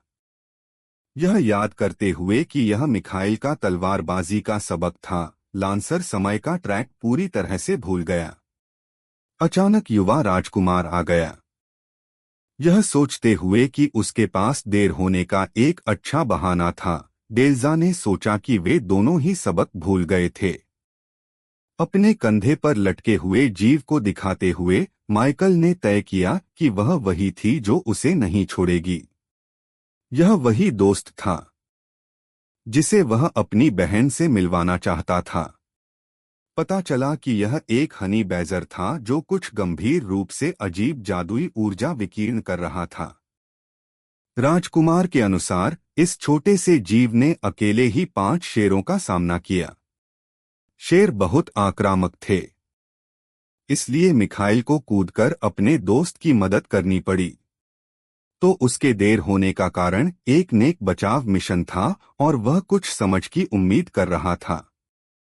उसकी बहादुरी की प्रशंसा करते हुए लांसर ने तय किया कि यह एक इनाम के लायक है। दोनों नायक घबराकर मैनेजर की ओर देखते रहे। डेल्जा ने यह बिल्कुल स्पष्ट कर दिया कि उस घर में असली मालिक कौन था, इसलिए नायिका ने सीधे उसके पास जाने का फैसला किया और सुझाव दिया कि वे एक साथ दोपहर का भोजन करें। करेन के साथ सबक भी जारी रहे और वे पहले से ही कुछ में गोता लगा रहे थे। गंभीर रूप से उन्नत जादू। इसाबेल को एक अजीब सी अनुभूति हो रही थी। जादूगरनी उस पर बहुत अधिक ध्यान दे रही थी। वह शायद कुछ कर रही थी, शायद किसी विकृत प्रयोग के लिए उसकी जीवन शक्ति को भी निकाल रही थी। उनके एक सबक के दौरान लड़की उत्सुक हो गई और सोचने लगी कि क्या करेन हनी बैजर्स के बारे में कुछ जानती है। वह सोच रही थी कि क्या उन जानवरों को कभी कोई बड़ा जादुई विकृति का अनुभव हुआ था। यह आमतौर पर तब होता था जब वे एक जादुई पत्थर खाते थे जो मेरी अपनी शक्ति से भरा हुआ था। तभी नायिका ने पूछा कि क्या उस विकृति को नियंत्रित किया जा सकता है या उपयोग किया जा सकता है। जादूगरनी को एहसास हुआ कि यह जादुई अंतर्ज्ञान की एक चमक थी जो जादू की दुनिया में बहुत दुर्लभ थी। जो कोई भी सहज रूप से उसकी भावनाओं को समझ सकता है उसे एक प्रतिभाशाली माना जाता है। इस बीच लड़की अनजान थी कि शिक्षिका उसे ऐसे क्यों घूर रही थी। करेन पूछने ही वाली थी कि क्या उसे कुछ खास महसूस हुआ, लेकिन इसाबेल बस हनी बैजर के साथ दोस्ती करना चाहती थी। तभी जादूगरनी ने तय किया कि वे राजकुमारी की शक्ति के इस पहलू का एक साथ पता लगा सकते हैं। उस दिन के बाद उसने सबक का समय और संख्या बढ़ा दी। उन्होंने जटिल समीकरणों को हल करना शुरू कर दिया। जहां सूत्रों का उपयोग करके संख्याएं नहीं मिल पा रही थीं, नायिका ने महसूस किया कि इसे हल करने के लिए उसे संख्या का मूल खोजना होगा। यह जादुई संख्या नकारात्मक थी, लेकिन समस्या यह थी कि इसे वर्ग भी करना था। इसाबेल जानती थी कि करेन को वास्तव में प्रभावित करने के लिए उसे एक सामान्य कोरियाई छात्र के ज्ञान से कहीं अधिक की आवश्यकता थी। वास्तविक संख्याओं के क्षेत्र में आप किसी चीज का वर्ग नहीं कर सकते और नकारात्मक परिणाम प्राप्त करें। अपना दिमाग खंगालते हुए नायिका ने एक बिल्कुल नया समाधान तैयार करना शुरू किया। वह एक ऐसी अवधारणा के साथ सामने आई जो जादुई सूत्रों की दुनिया में बिल्कुल अनसुनी थी। करेन पूरी तरह से सदमे में थी, सोच रही थी कि उसे यह सब किसने सिखाया होगा। इसलिए लड़की ने नाटक किया कि उसने यह तरीका खुद ही खोज लिया था। जादूगरनी ने इतना प्रतिभाशाली बच्चा कभी नहीं देखा था। उसने यह भी तय किया कि इस तरीके को प्रस्तुत किया जाना चाहिए एक वैज्ञानिक सम्मेलन में। यदि राजकुमारी इसे किसी पत्रिका में प्रकाशित करती तो उसका समाधान एक बड़ी सफलता होती। और बौद्धिक संपदा। यह सोचते हुए कि करेन उसे एक सम्मेलन के बहाने छीनना चाहती थी, नायिका को यह मंजूर नहीं था। जादूगरनी हैरान होकर चिल्लाई, यह सोचकर कि लड़की की महत्वाकांक्षा कहाँ चली गई थी। दरअसल करेन को अच्छी तरह पता था कि उसकी महारानी लड़की के लिए प्रसिद्धि और महिमा का पीछा क्यों नहीं कर रही थी। अपनी नानी और परिवार के साथ बिताया गया समय उस पल किसी भी चीज से कहीं अधिक कीमती था। हमारी लड़की यह नहीं समझ पा रही थी कि जादूगरनी इतनी उदास क्यों लग रही थी। करेन ने खुद ही सम्मेलन में जाने और फिलहाल अपने नाम से विधि प्रकाशित करने का फैसला किया। फिर बाद में इसे लड़की को हस्तांतरित कर देगी। इसाबेल ने मुस्कुराते हुए सहमति व्यक्त की, राहत महसूस करते हुए कि उसने एक बड़ी मुसीबत टाल दी थी। अपने नारवाल के निशान को देखते हुए शिक्षिका ने फैसला किया कि वह अपनी छात्रा को बचाएगी, भले ही उसे सब कुछ गंवाना पड़े। कुछ देर और बहुत सारी खोजबीन के बाद मिकेल ने आखिरकार अपने पालतू जानवर को ढूंढ लिया, लेकिन हनी बैजर ने उसकी उंगली काट ली और उसकी बहन के अनुसार उस छोटे से जीव को वह पसंद नहीं था। नायक हैरान रह गया। वह कैसे जान सकती थी कि वह जानवर क्या सोच रहा था। नायिका ने हनी बैजर के मन को एक जादुई सूत्र के साथ जोड़ा और एक छोटा सा जादू तैयार किया। इसे दिखाने के लिए उसने उस जीव को अपने हाथों पर फुसलाया। हनी बैजर तुरंत उसकी बाहों में कूद गया, लड़की को सबसे प्यारी आंखों से देख रहा था। उस पर बेहतर पकड़ बनाते हुए इसाबेल ने अचानक अपना नया जादू इस्तेमाल किया। छोटे लड़के के सिर के पास एक कैप्शन पॉप अप हुआ और जाहिर तौर पर उसे राजकुमार पसंद नहीं था। मिकल इस मोड़ से हैरान रह गया और यह भी पता चला कि हनी बैजर ने उसे कभी दोस्त नहीं समझा, बल्कि उस छोटे जीव ने उसे सिर्फ एक चलता फिरता खाना बांटने वाला समझा, जिससे युवा राजकुमार पूरी तरह से दंग रह गया, उसे खुद को सुधारने का एक आखिरी मौका देते हुए। उसने एक कैप्शन देखा कि हनी बैजर उसे बेवकूफ समझता था। उसी समय उसने लड़की को अपनी रक्षक और मालिक के रूप में पहचाना। नायिका ने सोचा, क्या यह जादू वाकई इतना प्रभावी था या कोई भी इसे कर सकता था। अचानक उस छोटे लड़के ने उससे अपना नाम रखने को कहा। एक पल सोचने के बाद लड़की ने फैसला किया कि अब से उसे किम हनीबी कहा जाएगा। डेमन करेन हैरान रह गई कि राजकुमारी वास्तव में लिख सकती थी कि हनी बैजर क्या सोच रहा था जब शिक्षक बाहर था। उसने आगे बढ़कर सिद्धांत पूरा किया और उसे खुद अभ्यास में लाया। बात यह है कि ऐसा जादू करने के लिए जादूगर को सबसे पहले जादुई जीवों से जुड़ने में सक्षम होना चाहिए और जानवरों को भी तैयार होना चाहिए। लेकिन गंभीरता से, क्या यह हनी बैजर इतना स्मार्ट है? असंभव। जिसका मतलब है कि राजकुमारी की विशेष शक्ति उस छोटे लड़के की भावनाओं को बढ़ाया और उन्हें समझने योग्य बनाया। इसका मतलब था कि वह बच्चा कहीं अधिक प्रतिभाशाली था जितना किसी ने सोचा था। उसे कुछ अच्छी तरह से योग्य प्रशंसा देने के बाद करेन यह देखने के लिए उत्सुक थी कि इसाबेल आगे क्या करेगी। किम हनीबी बहुत गर्म और प्यारा था और उसे गले लगाना बहुत अच्छा था, लेकिन जैसे ही माइकल अपने पाठों से निपट गया, वह उसे तुरंत वापस छीन लेता, जिससे वह छोटा लड़का सचमुच चिढ़ जाता था। दाई हैरान थी कि हनी बैजर युवा महिला को छोड़कर सभी के प्रति इतना बुरा था। लड़की खुद उसे सिर्फ एक अच्छा दोस्त मानती थी, बस थोड़ा शर्मीला। यह याद करते हुए कि किम हनीबी ठंड के प्रति अत्यधिक संवेदनशील था, उसने कुछ ठंडे जादू का अध्ययन करने का फैसला किया। थोड़ी देर बाद राजकुमार को विश्वास नहीं हुआ कि यह कृतघ्न छोटा रोएंदार जीव उसे खरोंचने की कोशिश कर रहा था। वह पहले हमला करने के लिए झपटा, लेकिन वह जीव अचानक सीधा ऊपर कूद गया। उसे देखते हुए माइकल ने अचानक एक रोशनी की चमक देखी और हनी बैजर उसमें गायब हो गया।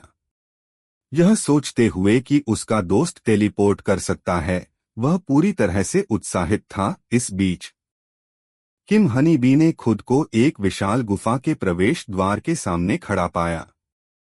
एक महिला की आवाज ने तय किया कि यह आरोन के लिए अपने असली रूप को अपनाने का समय था। हनी बैजर एक लड़के में बदलने लगा। काले बालों वाली काली ड्रैगन कैमेलिया खुश थी कि उसका बेटा आखिरकार अपने आप में आ रहा था। बच्चे को कुछ भी याद नहीं था, लेकिन उसे लगा कि यह सामान्य था। वह सिर्फ 100 साल का एक बच्चा ड्रैगन था। आखिरकार उसे अपना दिमाग तेज रखने की जरूरत थी। कैमेलिया ने अपना हाथ उसके सिर पर रखा, यह उम्मीद करते हुए कि वह उसे अपनी यादों में झांकने देगा। सबसे स्पष्ट याद एक छोटी सुनहरे बालों वाली लड़की से मिलना था। मुस्कुराते हुए कैमेलिया ने फैसला किया कि उसके बेटे का अनुभव काफी शानदार रहा था। बाद में उसने अपनी माँ से सीखा कि एक अच्छा वयस्क बनने के लिए उसे ये परिवर्तन करते रहने की जरूरत थी। उसे याद आया कि बहुत बहुत पहले एक काला ड्रैगन रहता था जो खुद को विनाश का अवतार कहता था। विनाश और चुपके वाले ड्रैगन जन्मजात शिकारी होते हैं और वे आसानी से शासन कर सकते हैं और जादू का उपयोग कर सकते हैं। एक दिन विनाश, संहार और चुपके का अवतार उग गया। उसे नहीं पता था कि इससे कैसे छुटकारा पाया जाए। तो उसने दुनिया को दिखाने का फैसला किया कि वह क्या करने में सक्षम था।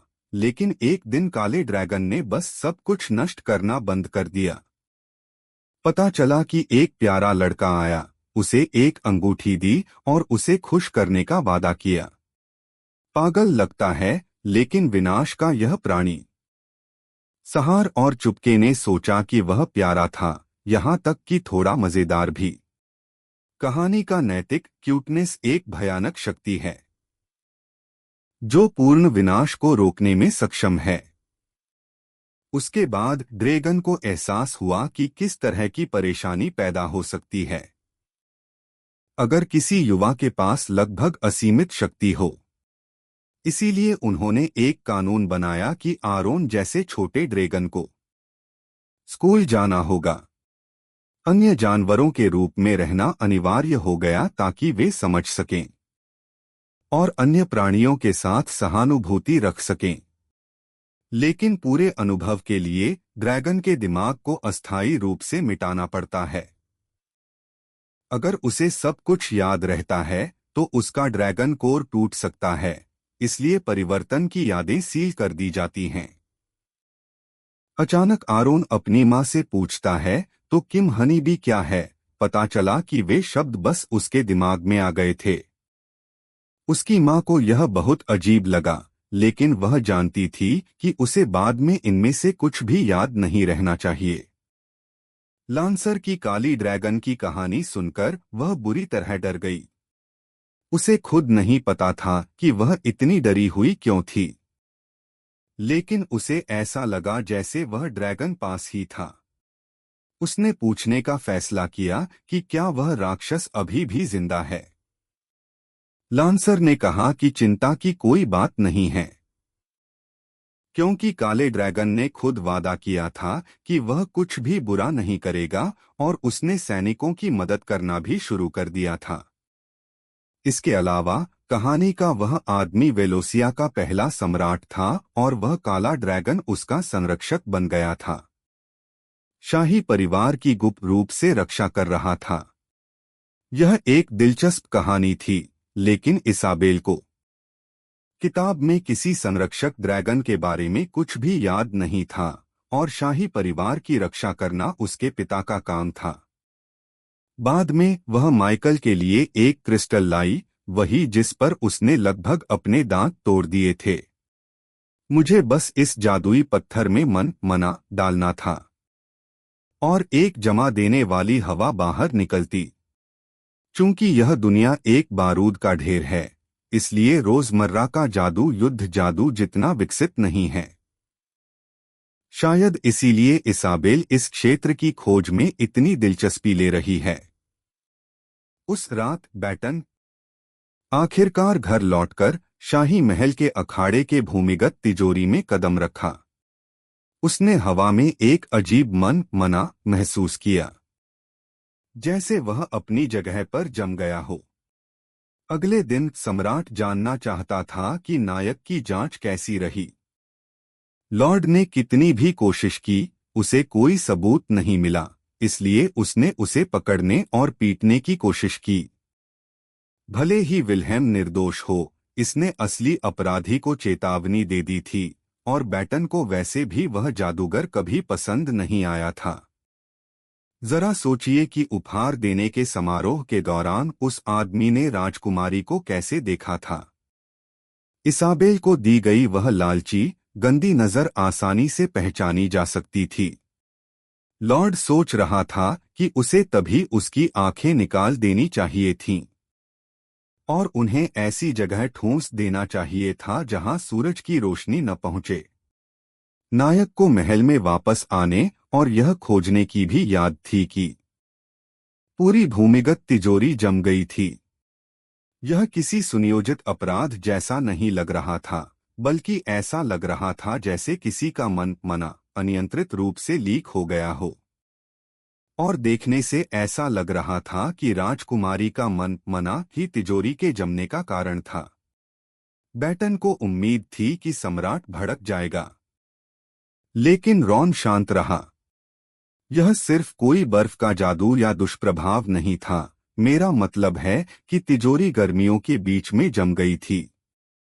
यह देखते हुए कि तिजोरी कितनी बड़ी है, यह सोचना पागलपन था कि एक साधारण मन मना का रिसाव इतनी परेशानी पैदा कर सकता है।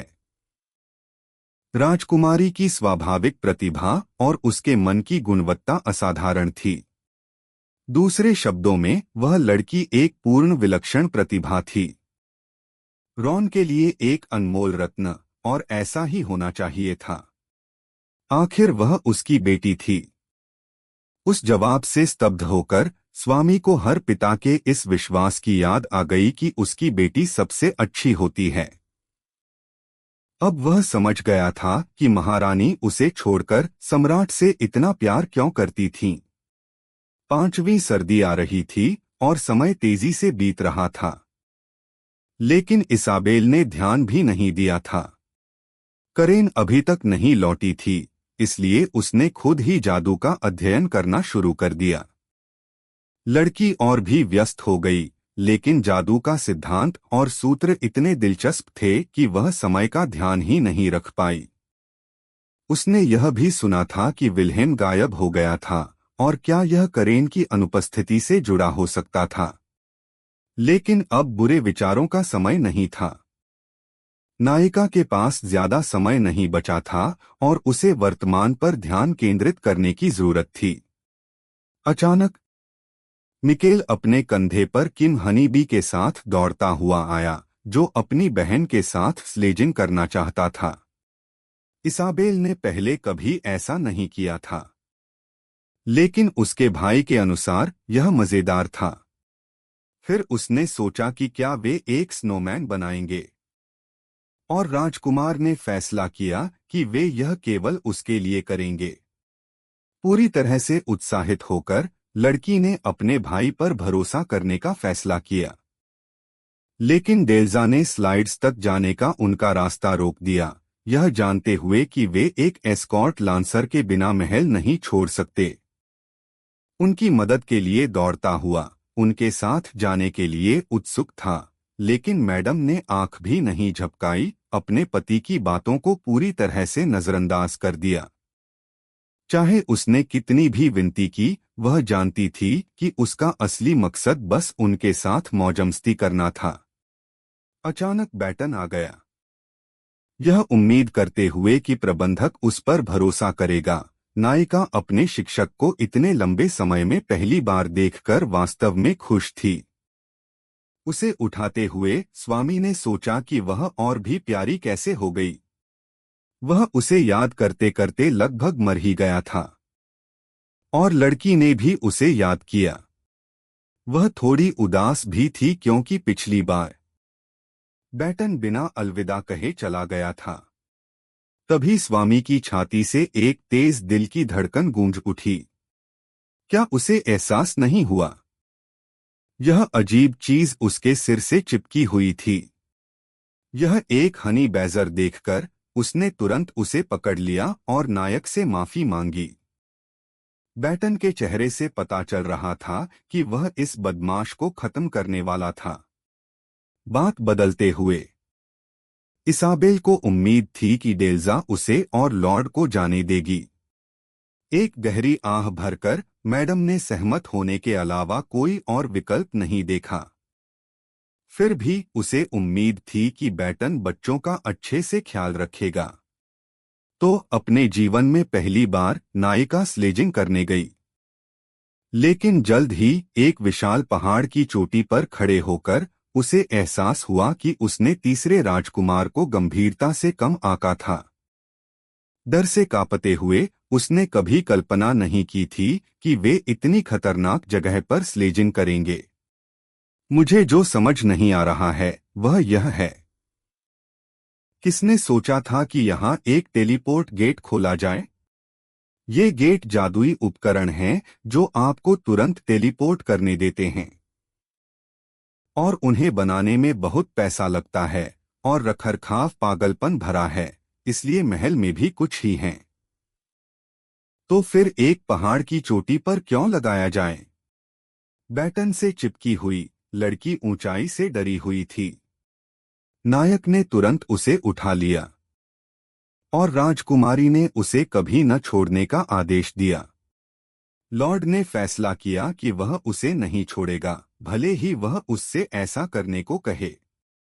उसके विपरीत मिखाइल को इस तरह की स्लेजिंग बहुत पसंद आई।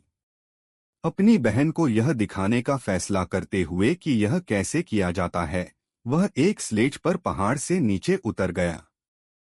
एक हनी बैजर के साथ दौड़ते हुए नायिका को समझ नहीं आया कि वे इसे इतनी गंभीरता से क्यों ले रहे थे। एक भी सवारी किए बिना वह बस लॉर्ड की बाहों में घर वापस चली गई। महल में उतरने के बाद उसने सोचा कि वह केवल नायक की वजह से ही बची है। लड़की जानती थी कि पहाड़ की चोटी पर टेलीपोर्टेशन गेट बनाना बहुत महंगा और जटिल था, तो उसे समझ नहीं आया कि वे उन्हें ऐसे दूरदराज के इलाकों में क्यों लगाएंगे। एक बार फिर लॉर्ड उसके गहरे ज्ञान से चकित था। उसके सवाल के लिए कारण सरल था, ये एल्ब्रे पहाड़ थे।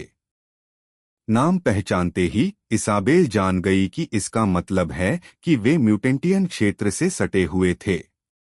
एल्ब्रस पर्वत एक विशाल पर्वत श्रृंखला थी, महाद्वीप के उत्तर में बहुत ऊपर। उनके उत्तर में फ्रीलैंड्स थे और उससे आगे म्यूटेंटियन गैरमानव साम्राज्य। लॉर्ड को आश्चर्य हुआ कि वह इतना कुछ कैसे जानती थी और उसने इसे ऐसे टाल दिया जैसे उसने बस बहुत सारी किताबें पढ़ी हों।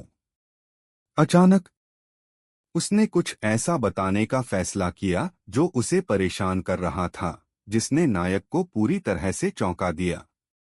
शायद उसने सोचा कि यह कोई बड़ी बात नहीं थी, लेकिन इसाबेल यह सुनकर गंभीर रूप से घबरा गई थी कि वह खुश लग रहा था। फिर बैटन को याद आया कि वह बहुत हंस रहा था, बस यह देखकर कि वह कितनी खूबसूरत थी। राजकुमारी थोड़ी उदास थी क्योंकि वह उसकी भावनाओं को नहीं समझ पा रहा था। हीरो के पास कोई बहाना नहीं था, इसलिए वह उसके सामने घुटने टेकने के अलावा कुछ नहीं कर सका। सच तो यह है कि वह खुश था कि उसे ऊंचाई से डर लगता था, क्योंकि उसकी महारानी को किसी और चीज से डर नहीं लगता था। उसका हर समय इतना शांत रहना उसे मार रहा था, उसे बेकार महसूस करा रहा था। और जब वह उससे चिपक गई, डरी हुई, तो उसे सच में लगा कि वह दुनिया का सबसे भाग्यशाली आदमी है। तो हाँ, यह समझ में आता है अगर वह उसे एक घटिया शिक्षक समझती है। इसाबेल को जरा भी अंदाजा नहीं था कि वह उसके बारे में ऐसा महसूस कर रहा था। अचानक उसके पेट ने जोरदार गड़गड़ाहट के साथ अपनी उपस्थिति दर्ज कराई। पागलों की तरह शर्माते हुए उसने सोचा कि उन दोनों को एक सैंडविच की जरूरत है। हीरो के साथ महल के पास एक कैफे की ओर बढ़ते हुए उसे एहसास हुआ कि वह शुद्ध सहज प्रवृत्ति पर काम कर रही थी, लेकिन जैसे ही उसने उस स्वादिष्ट सैंडविच का एक टुकड़ा खाया, उसे फिर से लगा कि वह दुनिया की सबसे भाग्यशाली लड़की है। बाद में लांसर को पता चला कि उसने माउंट एल्ब्रस पर चौकियों पर तैनात गार्डों को देखा था। राजकुमारी को उनकी बहुत चिंता थी और उसे बुरा लगा कि वे सैनिक उन्हें उस कड़ाके की ठंड में रहने वाले राक्षसों से बचा रहे थे। लेकिन वे टेलीपोर्टेशन गेट्स का उपयोग नहीं कर सकते थे। एक बार भी एक गेट को सक्रिय करने में भारी निवेश लगता था, इसलिए सैनिक उनका उपयोग केवल आपात स्थितियों में ही कर सकते थे। नायिका समझ गई कि शाही परिवार के लिए एक कारण था। इन पहाड़ों में टेलीपोर्टेशन गेट्स का स्वतंत्र रूप से उपयोग कर सकते थे। आप उन बहादुर शूरवीरों को देखकर बहुत कुछ सीख सकते हैं, जो विनम्रतापूर्वक राज्य की भलाई के लिए काम कर रहे थे। इसीलिए नायिका अब टेलीपोर्टेशन गेट्स को सभी के लिए उपलब्ध कराने के लिए दृढ़ थी। काफी देर बाद करेन आखिरकार आ गई और देर से आने के लिए माफी मांगी। वह जादूगरनी हमेशा इसाबेल को डरा देती थी, लेकिन आज वह और भी डरावनी लग रही थी। फिर भी बच्चों को वही करना था जिसके लिए वह आई थी। उसे याद आया कि उसने खुद से कहा था कि यह जीवन एक सच्चा उपहार था। मरने से पहले नायिका करेन के लिए एक उपहार छोड़ना चाहती थी, और बाकी सभी के लिए भी। मूल रूप से वह कुछ ऐसा छोड़ना चाहती थी जो लोगों को उसकी याद दिलाए। लड़की ने ईमानदारी से उम्मीद की कि वह सभी के साथ केवल अच्छी यादें छोड़ेगी। कुछ ही दिन पहले वह अपने भाई के साथ स्लेजिंग कर रही थी, एल्ब्रस पहाड़ों में। उसके बाद उसने कुछ ऐसा बनाने का फैसला किया जो लोगों को टेलीपोर्टेशन गेट्स का उपयोग करने में मदद करे। अधिक बार करेन उसके अच्छे दिल से प्रभावित हुई, लेकिन दुर्भाग्य से मौजूदा तकनीक के साथ यह एक दिवास्वप्न था। लेकिन नायिका ने फिर भी ऐसा किया और सबूत के तौर पर जादुई पत्थर आगे बढ़ाया। उसे लेते ही जादूगरनी को पत्थर से ठंडी हवा का एक झोंका महसूस हुआ। कुछ अजीब देखकर उसे एहसास हुआ कि उसने राजकुमारी को यह नहीं सिखाया था। नायिका ने सोचा कि आप मन के प्रवाह को स्थिर से बदल सकते हैं। वैकल्पिक में करेन ने सोचा वह एक रेखीय प्रवाह को कैसे बदलेगी जो सभी जादू का आधार है। एक लंबी व्याख्या के बजाय इसाबेल ने उसे ब्लूप्रिंट दिखाने का फैसला किया। जटिल आरेखों और घनी शब्दावली को देखकर जादूगरनी जानती थी कि यह कुछ गंभीर बात है। लड़की ने प्रत्यावर्ती धारा का उपयोग किया, जो समय के साथ अपना आकार बदलती है। यह जादुई दबाव को बढ़ाना या कमजोर करना आसान बनाता है, जिससे आप एक अधिक नाजुक जादुई सर्किट बना सकते हैं। इससे टेलीपोर्टेशन गेट्स को नियंत्रित करना अत्यधिक कुशल हो जाएगा और उन्हें सक्रिय करने पर मन की लागत कम हो जाएगी। जादूगरनी को एहसास हुआ कि उसकी छात्रा ने न्यूनतम ऊर्जा का उपयोग करके इस सिद्धांत को जादुई पत्थर पर लागू किया था। वह ठंडी हवा उत्पन्न करने की लागत में भारी कमी लाएगी और इसाबेल इसी सिद्धांत का उपयोग टेलीपोर्टेशन गेट्स की समस्याओं को ठीक करने के लिए करना चाहती है। किसी ने पहले कभी इस पर विचार भी नहीं किया था, जिसका मतलब है कि वह वास्तव में एक अद्भुत प्रतिभाशाली है, जिसे स्वयं देवताओं का आशीर्वाद प्राप्त है।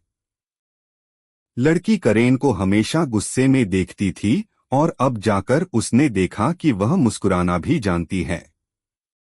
बाद में जादूगरनी लॉर्ड बैटन से मिलने गई, जिससे वह पूरी तरह से हैरान रह गया। यह सुनकर कि वह कुछ चर्चा करना चाहती थी, उसने उस बिन बुलाए मेहमान को बस एक नजर देखा, जैसे उसे कोई परवाह नहीं थी। जब तक इसका राजकुमारी से कोई लेना देना न हो, वह सुनना भी नहीं चाहता था। लेकिन जब उसने सुना कि यह राजकुमारी से संबंधित है, तो उसने तुरंत करेन को अंदर आने दिया और व्यक्तिगत रूप से उसके लिए चाय बनाई। यह सोचकर कि वह पागल हो गया है, वह बस चाहती थी कि ड्यूक शांत हो जाए और पहले उसके सामने बैठ जाए। वह जानना चाहती थी कि क्या हाल ही में अखाड़े के आसपास कोई अजीब जादुई घटना हुई थी। बैटन को याद आया कि कुछ समय पहले ही उसकी महारानी के मन ने पूरे तहखाने को जमा दिया था। अब से करेन चाहती थी कि लॉर्ड बहुत ध्यान से सुने। उसने जिन दुष्प्रभावों का उल्लेख किया था, वे तब उत्पन्न हो सकते हैं जब आप स्थिर प्रवाह विधि का उपयोग कर रहे हों। यदि वे इसे व्यवस्थित कर सकें, तो राजकुमारी को अकादमी से पुरस्कार मिल सकता है। बैटन वहां शांत और संयमित बैठा था। भले ही वह लड़की की जीत के बारे में सुनकर खुशी से उछल पड़ता था। नायक ने सोचा कि वह बड़ा हो गया है और अनुभवी हो गया है, इसलिए अब वह इतनी आसानी से प्रभावित नहीं होता था। जादूगरनी उसकी बातों पर संदेह कर रही थी और वह सुनना चाहता था कि उसने क्या फैसला किया। उसे राजकुमारी इसाबेल के सिद्धांत को और अधिक स्पष्ट करने के लिए एक अधिक अनुभवी जादूगर की मदद की आवश्यकता थी। उसे एक ऐसे जादूगर की जरूरत थी जो जादुई अवधारणाओं और बुनियादी सिद्धांत को समझता हो, साथ ही कुछ इंजीनियरिंग का ज्ञान भी रखता हो, जहां तक करेन जानती थी। इस काम को अंजाम देने के लिए केवल विल्हेम ही काफी मजबूत था। लॉर्ड को एहसास हुआ कि वह उस चूहे के बारे में बात कर रही थी जो उससे छिपा हुआ था। विल्हेम ने राजकुमारी को छीनने की कोशिश की थी और बैटन उसे इसकी कीमत चुकाने वाला था, लेकिन वह भाग गया और छिप गया। जादूगरनी को देखकर उसने व्यंग्यात्मक रूप से जादूगर को एक महान पालक पिता कहा। बच्चे को छीनने और बाकी सब के साथ आप जानते हैं। करेन जानती थी कि विल्हेम को कई चीजों के लिए उसकी जरूरत थी और अगर वह उसे ढूंढती तो वह उसे भागते हुए पाती। उसे उसकी और भी ज्यादा जरूरत है, इसलिए उसने उसके पास जाने का फैसला किया, भले ही उसके साथ हर पल सर्दी जैसा लगता था। करेन उस वसंत की रक्षा करने के लिए दृढ़ थी जो उसे इसके अंत में मिला था। अगले दिन वह अलविदा कहने के लिए राजकुमारी के कक्ष में गई। जाने से पहले दरवाजा खटखटाने के बाद जादूगरनी ने अपनी उपस्थिति महारानी को बताई, लेकिन जैसे ही उसने दरवाजा खोला, एक धारदार हथियार की नोक उसकी गर्दन पर रखी हुई थी। लॉर्ड बैटन के भयावह चेहरे को देखकर वह समझ नहीं पाई कि उसे क्या हो गया था। पता चला कि वह राजकुमारी के आदेशों का पालन कर रहा था, गुरु को जाने से रोको चाहे कुछ भी हो जाए। उसे अपनी तलवार रखते और रस्सी निकालते देखकर करेन और भी हैरान रह गई, राजकुमारी को पुकारते हुए। एक तरफ खड़े होकर नायक चाहता था कि वह उसकी मदद करे। उसे लगा कि जादूगरनी बहुत मजबूत थी और वह उसे अकेले नहीं संभाल सकता था। उसके हाथों से रस्सी लेकर वह लॉर्ड की चौकस निगाहों के नीचे हैरान करेन के पास पहुंची। लड़की ने जादूगरनी के हाथ बांधना शुरू कर दिया। नतीजा? नायक ने अब तक की सबसे अच्छी गांठ बांधी, इसमें कोई शक नहीं। पता चला कि इसाबेल ने सुना था कि वह उस बुरे चाचा विल्हेम से मिलने जाने की योजना बना रही थी और उसे जाने नहीं देने वाली थी। जादूगरनी की निंदा भरी नजर को पकड़ते हुए लॉर्ड ने बस इतना कहा कि वह उस आदमी से मिलने की योजना बना रही थी। बच्ची उसे जाने नहीं देगी, क्योंकि उस आदमी से बहुत बुरी वाइब्स आती थीं। पहली बार जब हमारी लड़की विल्हेम से मिली तो उसे इतनी बुरी घबराहट हुई कि वह अवास्तविक थी उसके आसपास। करेन निश्चित रूप से एक खलनायक बनने वाली है। वह अभी भी जाना चाहती थी, लेकिन छोटी बच्ची ने फैसला किया कि यह नहीं होगा। उसे बंधी हुई रिबन दिखाते हुए उसने सोचा, क्या उसके गुरु को यह सच में पसंद नहीं आया? बस यह सुनिश्चित करने के लिए करेन को पूछना पड़ा। क्या वह यहाँ फंसी हुई थी क्योंकि उसे बांधा गया था? पता चला कि बिल्कुल यही बात थी और राजकुमारी ने मूल रूप से घोषणा की कि जादूगरनी उसकी थी। उस तरह के आकर्षण का विरोध करने में असमर्थ जादूगरनी ने आज्ञाकारी रूप से सहमति व्यक्त की। उसके बाद वह अपने कमरे में वापस चली गई और हमारी लड़की लॉर्ड के साथ अकेली रह गई। बच्चे को करेन का जाना पसंद नहीं था, लेकिन वह समझती थी कि उसे क्यों जाना पड़ा। इसीलिए वह उसे विल्हेम से बेहतर किसी से मिलवाना चाहती थी। एक संघ की इंजीनियर है जिसका नाम टसलॉन है, जिसे जादूगरों के संघ से निकाल दिया गया था। वह एक शानदार जादुई इंजीनियर है जो आगे चलकर मुख्य पात्र एरॉन का साथी बनेगा। उन्होंने उसे एल्ब्रस पहाड़ों में निर्वासित कर दिया था, लेकिन वह वास्तव में जादुई इंजीनियरिंग का अध्ययन करते हुए जीवन का आनंद ले रहा है। राजकुमारी को यकीन था कि यह आदमी करेन की मदद कर सकता है। बात यह है कि एल्ब्रस पर्वत श्रृंखला बहुत बड़ी है, इसलिए उसे ढूंढना मुश्किल हो सकता है, लेकिन नायक तुरंत सहमत हो गया। कोई सवाल नहीं पूछा, यही वजह थी कि लड़की उसे इतना प्यार करती थी। इस बीच सम्राट अपने तलवारबाजी का अभ्यास कर रहा था प्रशिक्षण मैदान में। तभी उसका सहायक आया और महाराज को एक जरूरी रिपोर्ट दी। ऐसा लगता है कि लॉर्ड को नियमों को तोड़ना पड़ सकता है विल्हेम पर नजर रखने के बारे में, क्योंकि वह राजकुमारी के काम पर जा रहा है। हमें एक योग्य प्रतिस्थापन ढूंढना होगा। यह सब होने के बावजूद रॉन बहुत आसानी से सहमत हो गया, जिसने नायक को पूरी तरह से हैरान कर दिया। एल्ब्रस पहाड़ों की ओर जाने की तैयारी करते हुए बैटन को उम्मीद थी कि उसे टेलीपोर्ट करने की अनुमति मिल जाएगी।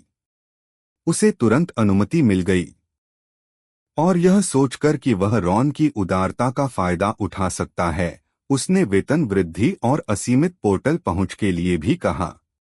इससे उसे तुरंत नौकरी से निकाले जाने की नौबत आ गई, और कुछ अपमान सहने के बाद वह उस रात अपने मिशन पर निकल पड़ा।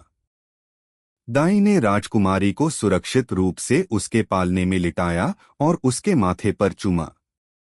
आज सब कुछ ठीक रहा और इसाबेल को उम्मीद थी कि उसने करेन को अकेले रोकते समय बहुत ज्यादा नहीं कहा होगा। अब उसने अपनी आंखें बंद कर लीं, आराम करने की कोशिश कर रही थी, तभी उसे अचानक हवा का एक झोंका सुनाई दिया। आवाज की ओर मुड़ते हुए वह खिड़की को खुला देखकर चौंक गई, यह जानते हुए कि दाई ने जाने से पहले उसे बंद कर दिया था। छोटी लड़की की रीढ़ में सिहरन दौड़ गई।